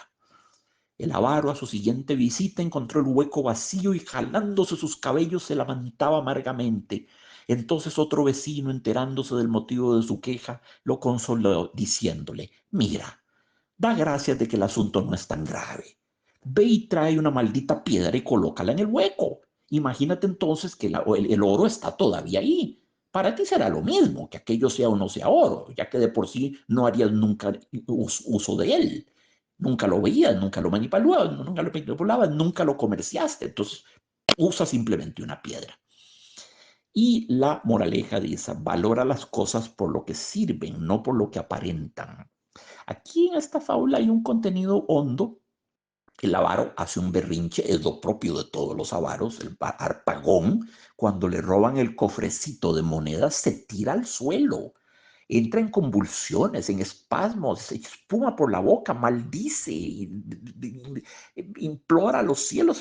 Es uno de los grandes solos teatrales de todos los tiempos.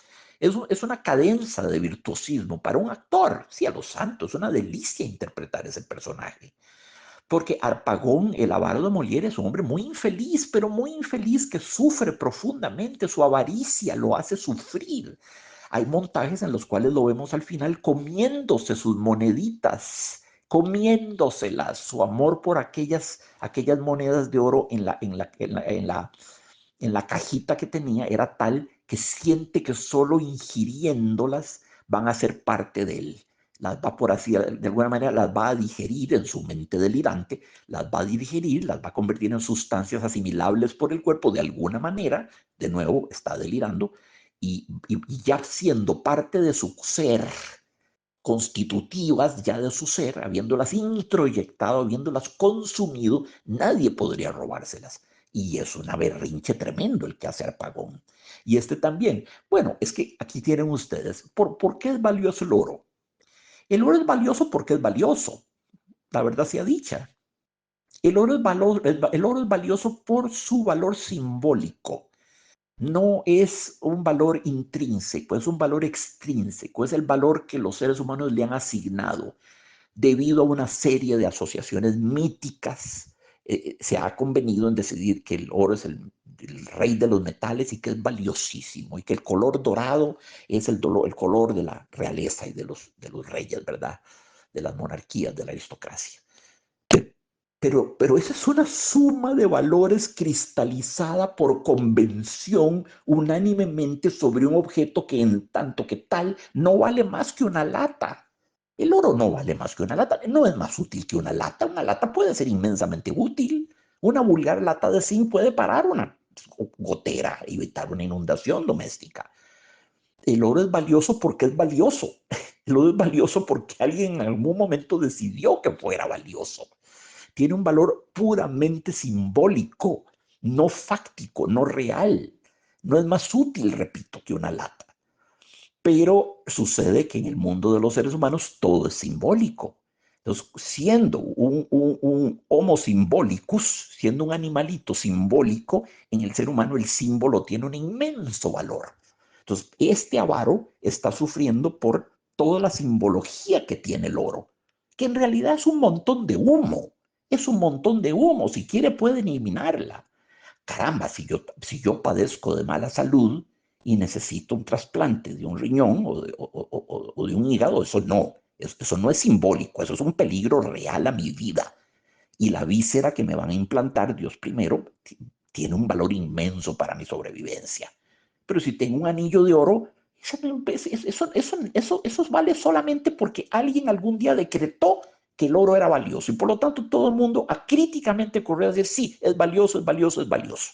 Y por él se han librado degollinas, batallas, masacres, asesinatos, trapacerías sin fin. Qué divertido cómo este hombre sufre por un pedazo de oro que ni siquiera ve, ni siquiera lo exhuma, sabe.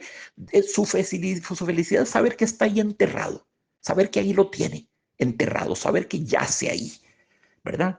Es como la gente que compra libros y no los lee, los deja sentados en la biblioteca y ya sienten que con eso son más cultos porque el libro está ahí. Pero el libro está ahí, pero no es nunca visitado, no es nunca abierto, no es nunca leído. Entonces aquí tenemos un hombre que sucumbe a la dimensión puramente simbólica de las cosas, no a la dimensión fáctica, funcional, operativa, real. Seguimos con nuestras fábulas de Sopo, que como hemos visto, son generadoras de discurso, son generadoras de pensamiento y de reflexión. Y esta se llama El asno y la perrita faldera. Volvemos a los animales y siempre pareados, ¿verdad? Un granjero fue un día a sus establos a revisar sus bestias de carga. Entre ellas se encontraba su asno favorito, el cual siempre estaba bien alimentado y era quien cargaba a su amo. Junto con el granjero venía también su perrita faldera, la cual bailaba a su alrededor, lamía su mano y saltaba alegremente lo mejor que podía. El granjero revisó su bolso y dio a su perrita un delicioso bocado y se sentó a dar órdenes a sus empleados. La perrita entonces saltó al regazo de su amo y se quedó ahí, parpadeando mientras el amo le acariciaba las orejas. El asno, celoso de ver aquello, se soltó de su jáquima y comenzó a pararse en dos patas tratando de imitar el baile de la perrita. El amo no podía aguantar la risa y el asno, arrimándose a él, puso sus patas sobre los hombros del granjero, intentando subirse a su regazo. Los empleados del granjero corrieron inmediatamente con palos y horcas, enseñándole al asno que las toscas actuaciones no son cosa de broma. Y, evidentemente, la moraleja nos dice, los celos pueden ser muy dañinos, pues por supuesto que sí, pero son más que dañinos. Este pobre asno, y de una vez más vemos que eso conviene, coincide con el sentir general del asno como un animal estúpido, lo cual es profundamente injusto, pero bueno, esa es la fama que le hemos creado a este bellísimo animalito por demás. Los quiero mucho a los burritos yo. Este asno no solamente es que se hace un asno de sí mismo. Imagínense lo grotesco, lo ridículo, lo monstruoso que es viendo un asno descomunal poniendo las patas sobre los hombros del granjero, intentando subirse a su regazo, aquel bicho enorme, aparatoso, inelegante, medio bailoteando, ¿verdad? Porque parándose en dos patas, tratando de imitar el baile de la perrita, por supuesto que a él no le luce. Es que hay que saber a uno qué le luce y qué no le luce. El asno evidentemente no puede imitar la grácil coreografía de la perrita, que es chiquitita. El Sopo nos dice muy bien, perrita, no es un perrote, es una perrita, la podemos imaginar, ¿verdad? Livianita, chiquitita, ágil. Claro, brinca en el regazo del amo y hace cabriolas y todo lo que le lame la mano, todo eso. Pero el burro grotesco, pesado, carente de gracia, de elegancia, brinca encima del pobre amo, le debe haber triturado los fémures, ¿verdad? Se para en dos patas, posiblemente rebuzne como el más asno de los asnos y se representa a sí mismo muy mal. Y sí, claro, vinieron los empleados del granjero con palos y horcas y le enseñaron al asno la lección que es las toscas actuaciones no son cosa de broma. No está bien hacer el ridículo.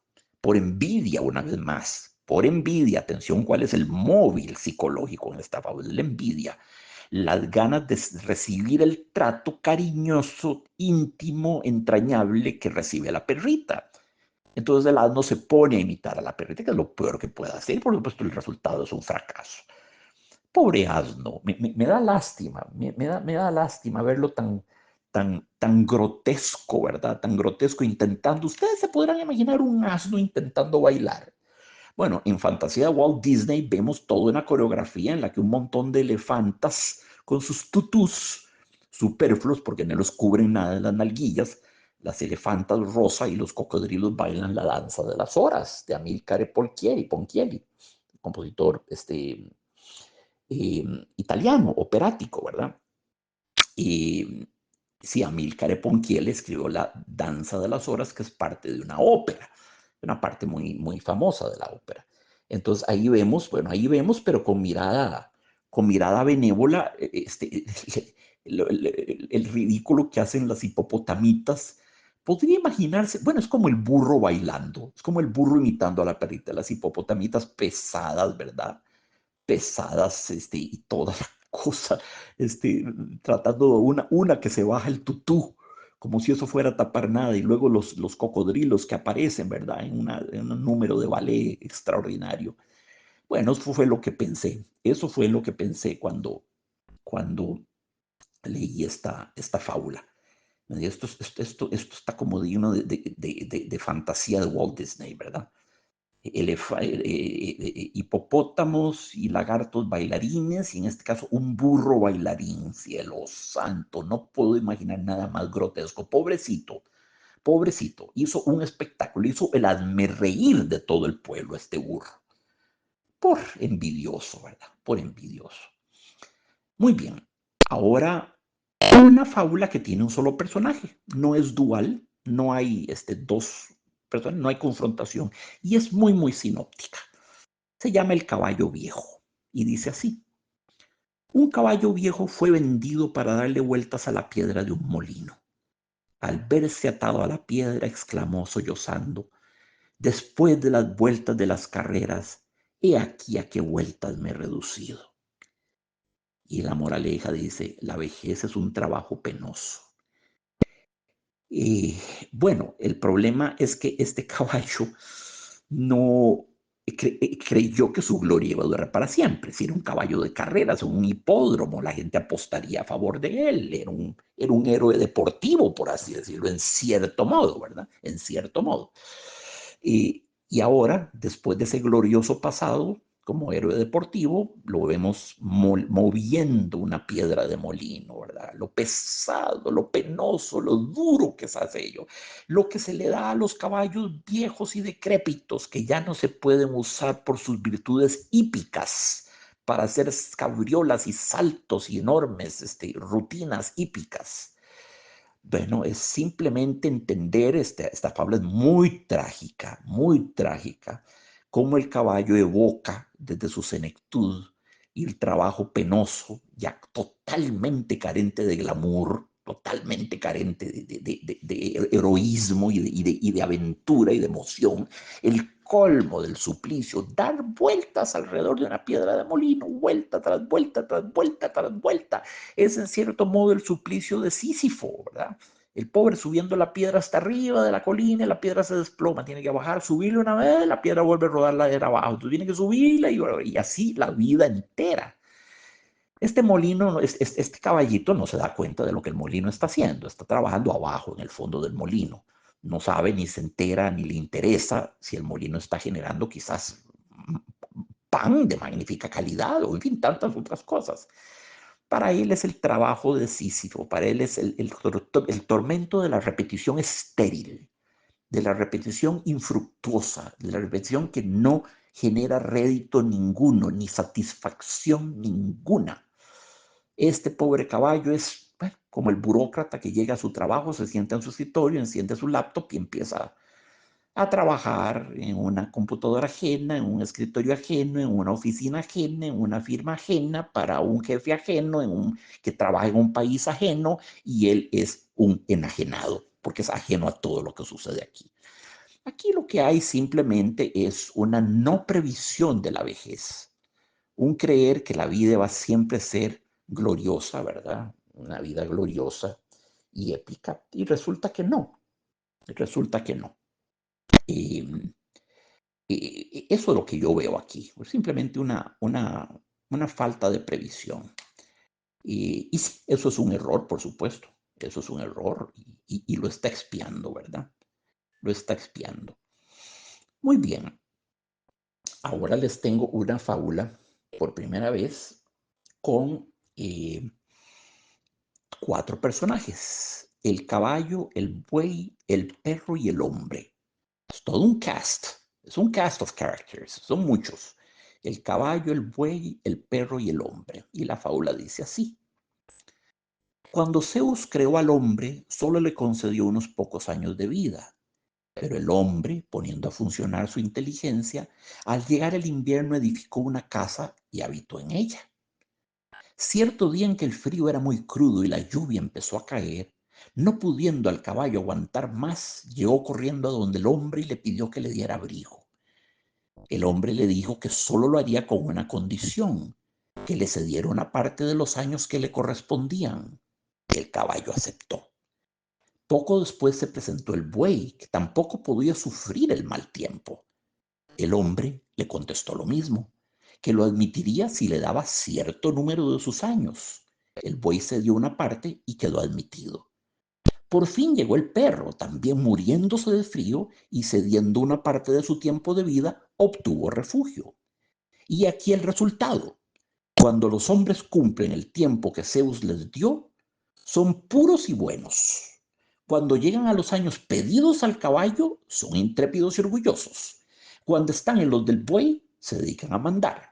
Y cuando llegan a usar el tiempo del perro al final de su existencia, se vuelven irascibles y malhumorados. Qué buena fábula. Qué buena fábula, toda basada en la premisa de que uno pudiese intercambiar su tiempo por bienes de tal o cual naturaleza, ¿verdad? de que el tiempo se puede adquirir, de que el tiempo se puede parcelar y vender. Te regalo 10 años de mi vida si me das toda tu fortuna. Te regalo 5 años de vida si me, qué sé yo, si me permitís hacerle el amor a tu esposa, suponiendo que la esposa sea aquiescente y quiera hacerlo. Por supuesto, de lo contrario sería una cosa impositiva y horrible y eróticamente muy, muy poco disfrutable.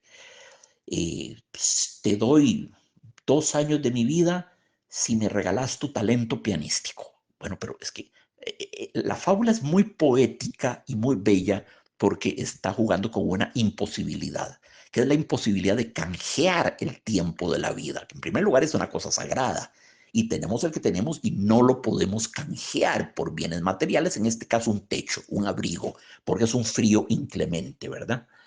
Entonces, claro, el hombre, que es el más inteligente de los cuatro animales, ¿verdad? Y los otros son un caballo, un buey y un perro, empieza a aceptar, actúa como una especie de pawnbroker, como un mercachifle, ¿verdad? De esos que aceptan cosas, prendas, bienes que quedan en prenda, ¿verdad? Bueno, te doy $15 por ese reloj y me lo dejo aquí.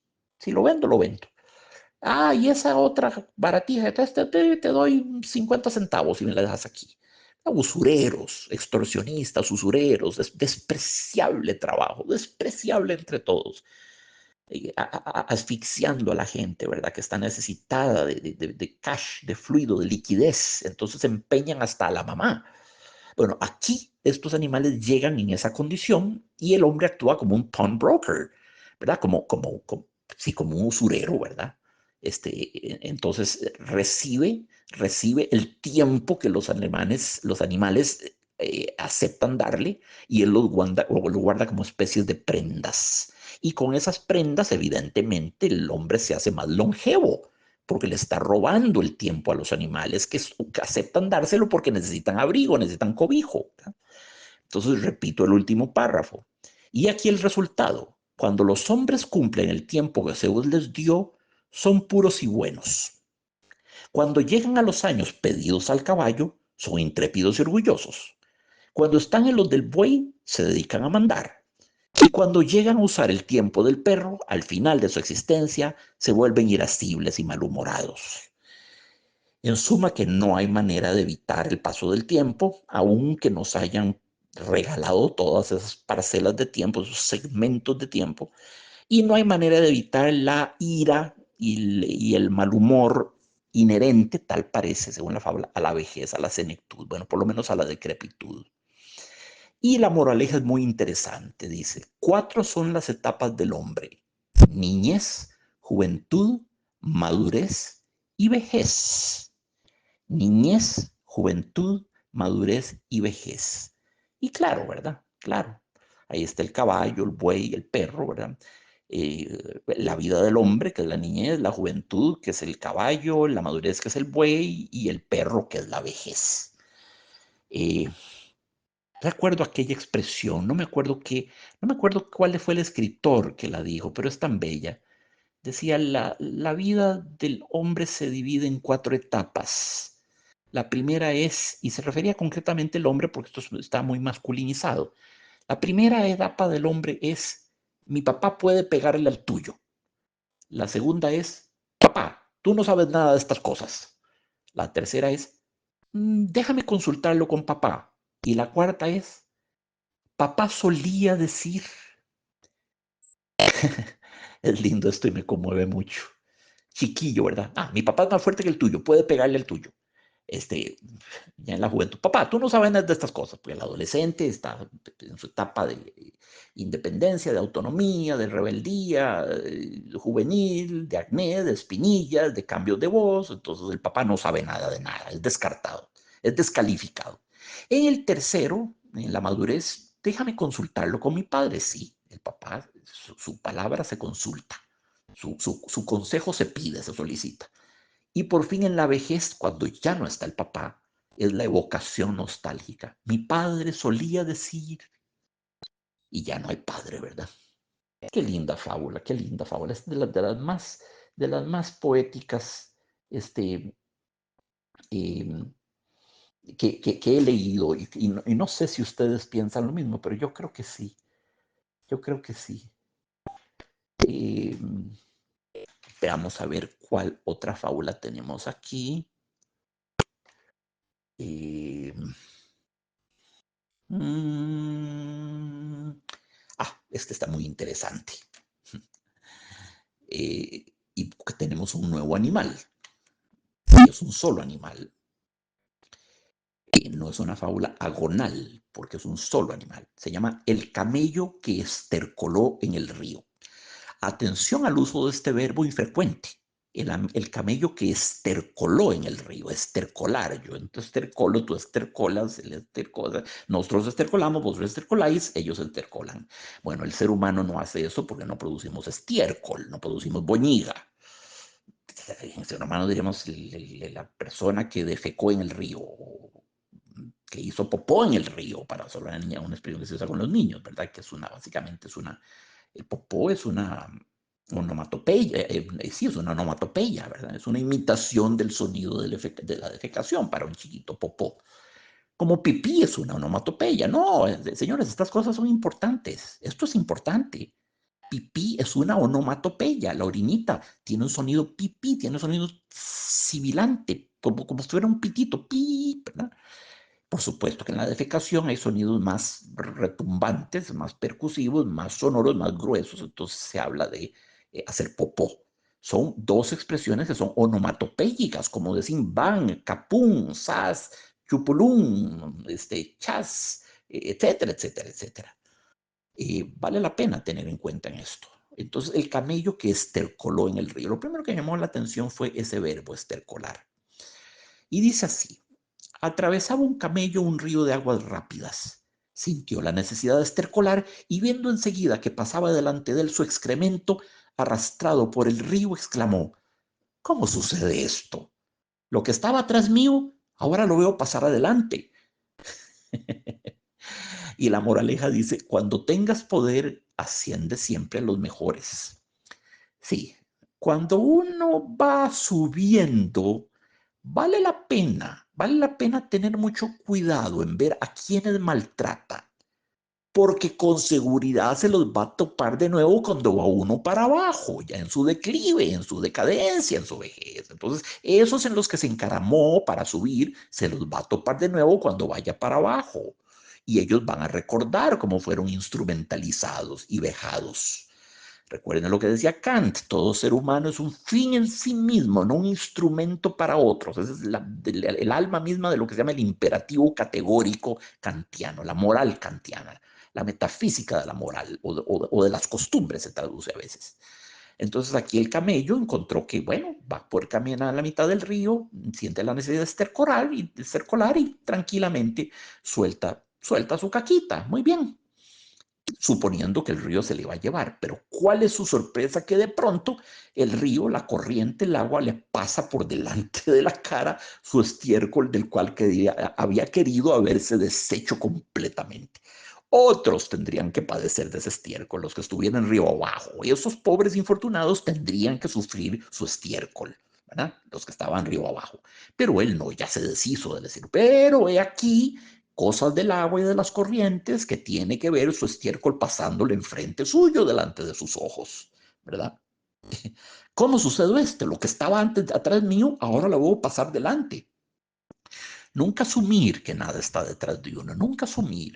Las cosas vuelven de pronto. Eh, es, es, es, es demasiado asumir que una cosa ya está atrás. No está atrás, no está atrás, no. Y amigos, una última fábula de Esopo, para que quede bien representado nuestro autor. Hemos leído muchas. No vamos a leer las 765 que se conocen, y atención, posiblemente fueron más. Esta se llama el ciervo, el manantial y el león. Aquí tenemos dos animales, eso es común, el ciervo y el manantial, el ciervo y el león, pero con un término que es inanimado, es el manantial, que evidentemente va a ser personificado, va a ser convertido en una prosopopeya. Entonces la fábula dice así: agobiado por la sed, llegó un ciervo a un manantial. Después de beber, vio su reflejo en el agua. Al contemplar su hermosa cornamenta se sintió orgulloso, pero quedó descontento por sus piernas débiles y finas. Sumido aún en estos pensamientos, apareció un león que comenzó a perseguirlo.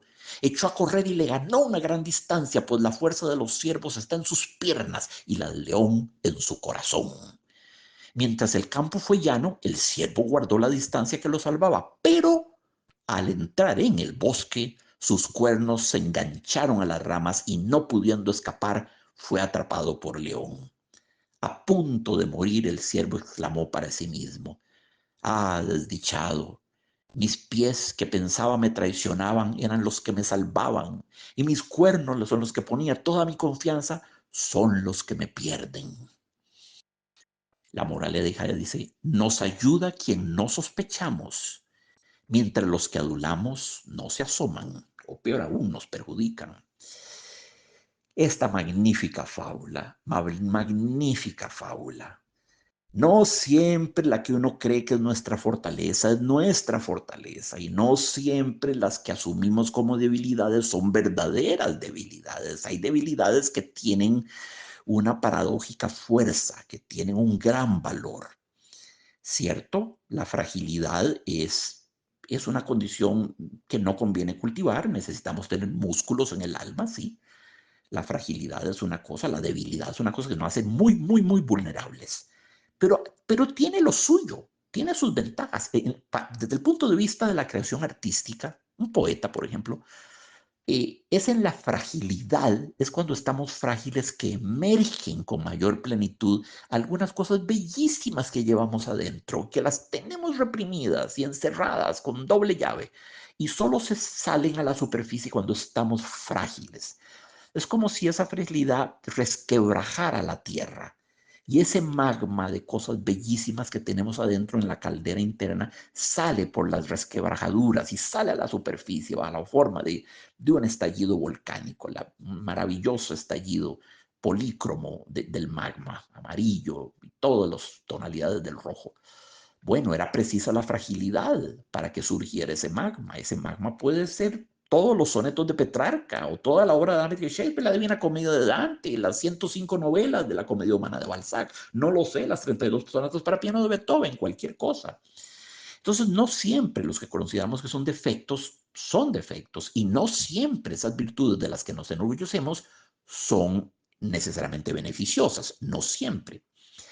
Ahora, en primer lugar, el ciervo llega al manantial agobiado por la sed, hasta ahí estamos bien, pero después de beber ya saciado, cae en el vicio de Narciso, empieza a mirarse en el estanque de Narciso. Ah, viejo vicio el narcisismo, este vicio difícil, vicio pertinaz. Entonces se embriaga viendo su reflejo en el agua. Al contemplar su hermosa cornamenta se sintió orgulloso, pero quedó descontento por sus piernas débiles y finas. Bueno, este ciervo padecía de lo que hoy se llamaría dismorfia corporal. Es una afección muy seria. Es una afección psíquica muy seria, comórbida, es decir, que va a menudo con la depresión o con la manía bipolar, con la enfermedad bipolar, perdón. A menudo va con esas otras dos enfermedades. La dismorfia personal es la gente que se va al espejo y siempre se encuentra un defecto y corre a hacerse la cirugía plástica. Y de pronto se han hecho 38 cirugías de plásticas y están deformadas con las pieles estiradas, grotescamente aplanchadas, los cachetes inflados de botox, el colágeno, la silicona por todo lado. Se siente que aquello es más plástico y más hule que otra cosa. Es terrible y sufren mucho y gastan fortunas, ¿verdad? Esta última cirugía no me gustó, me quedó una arruguita aquí en este ojo, una arruguita, voy a estirarme. Y se hacen otra cirugía. Pueden hacerse 120 cirugías, amigos. Gastan fortunas. Esa afección que consiste en encontrarse uno siempre defectos físicos, no estar nunca contento con la apariencia de uno. Les repito el nombre de esta afección. Es una afección clínica muy seria y está ampliamente estudiada. Dismorfia corporal. Es un morbo, es una enfermedad de la autopercepción, de la manera en que uno se percibe a sí mismo. Es una enfermedad del espejo. por tanto, de los narcisos, de los que se gastan la vida viendo al espejo. Mira, esta nariz yo podría afinármela un poquito más. Me voy a quitar un poquito de nariz para que quede más fina.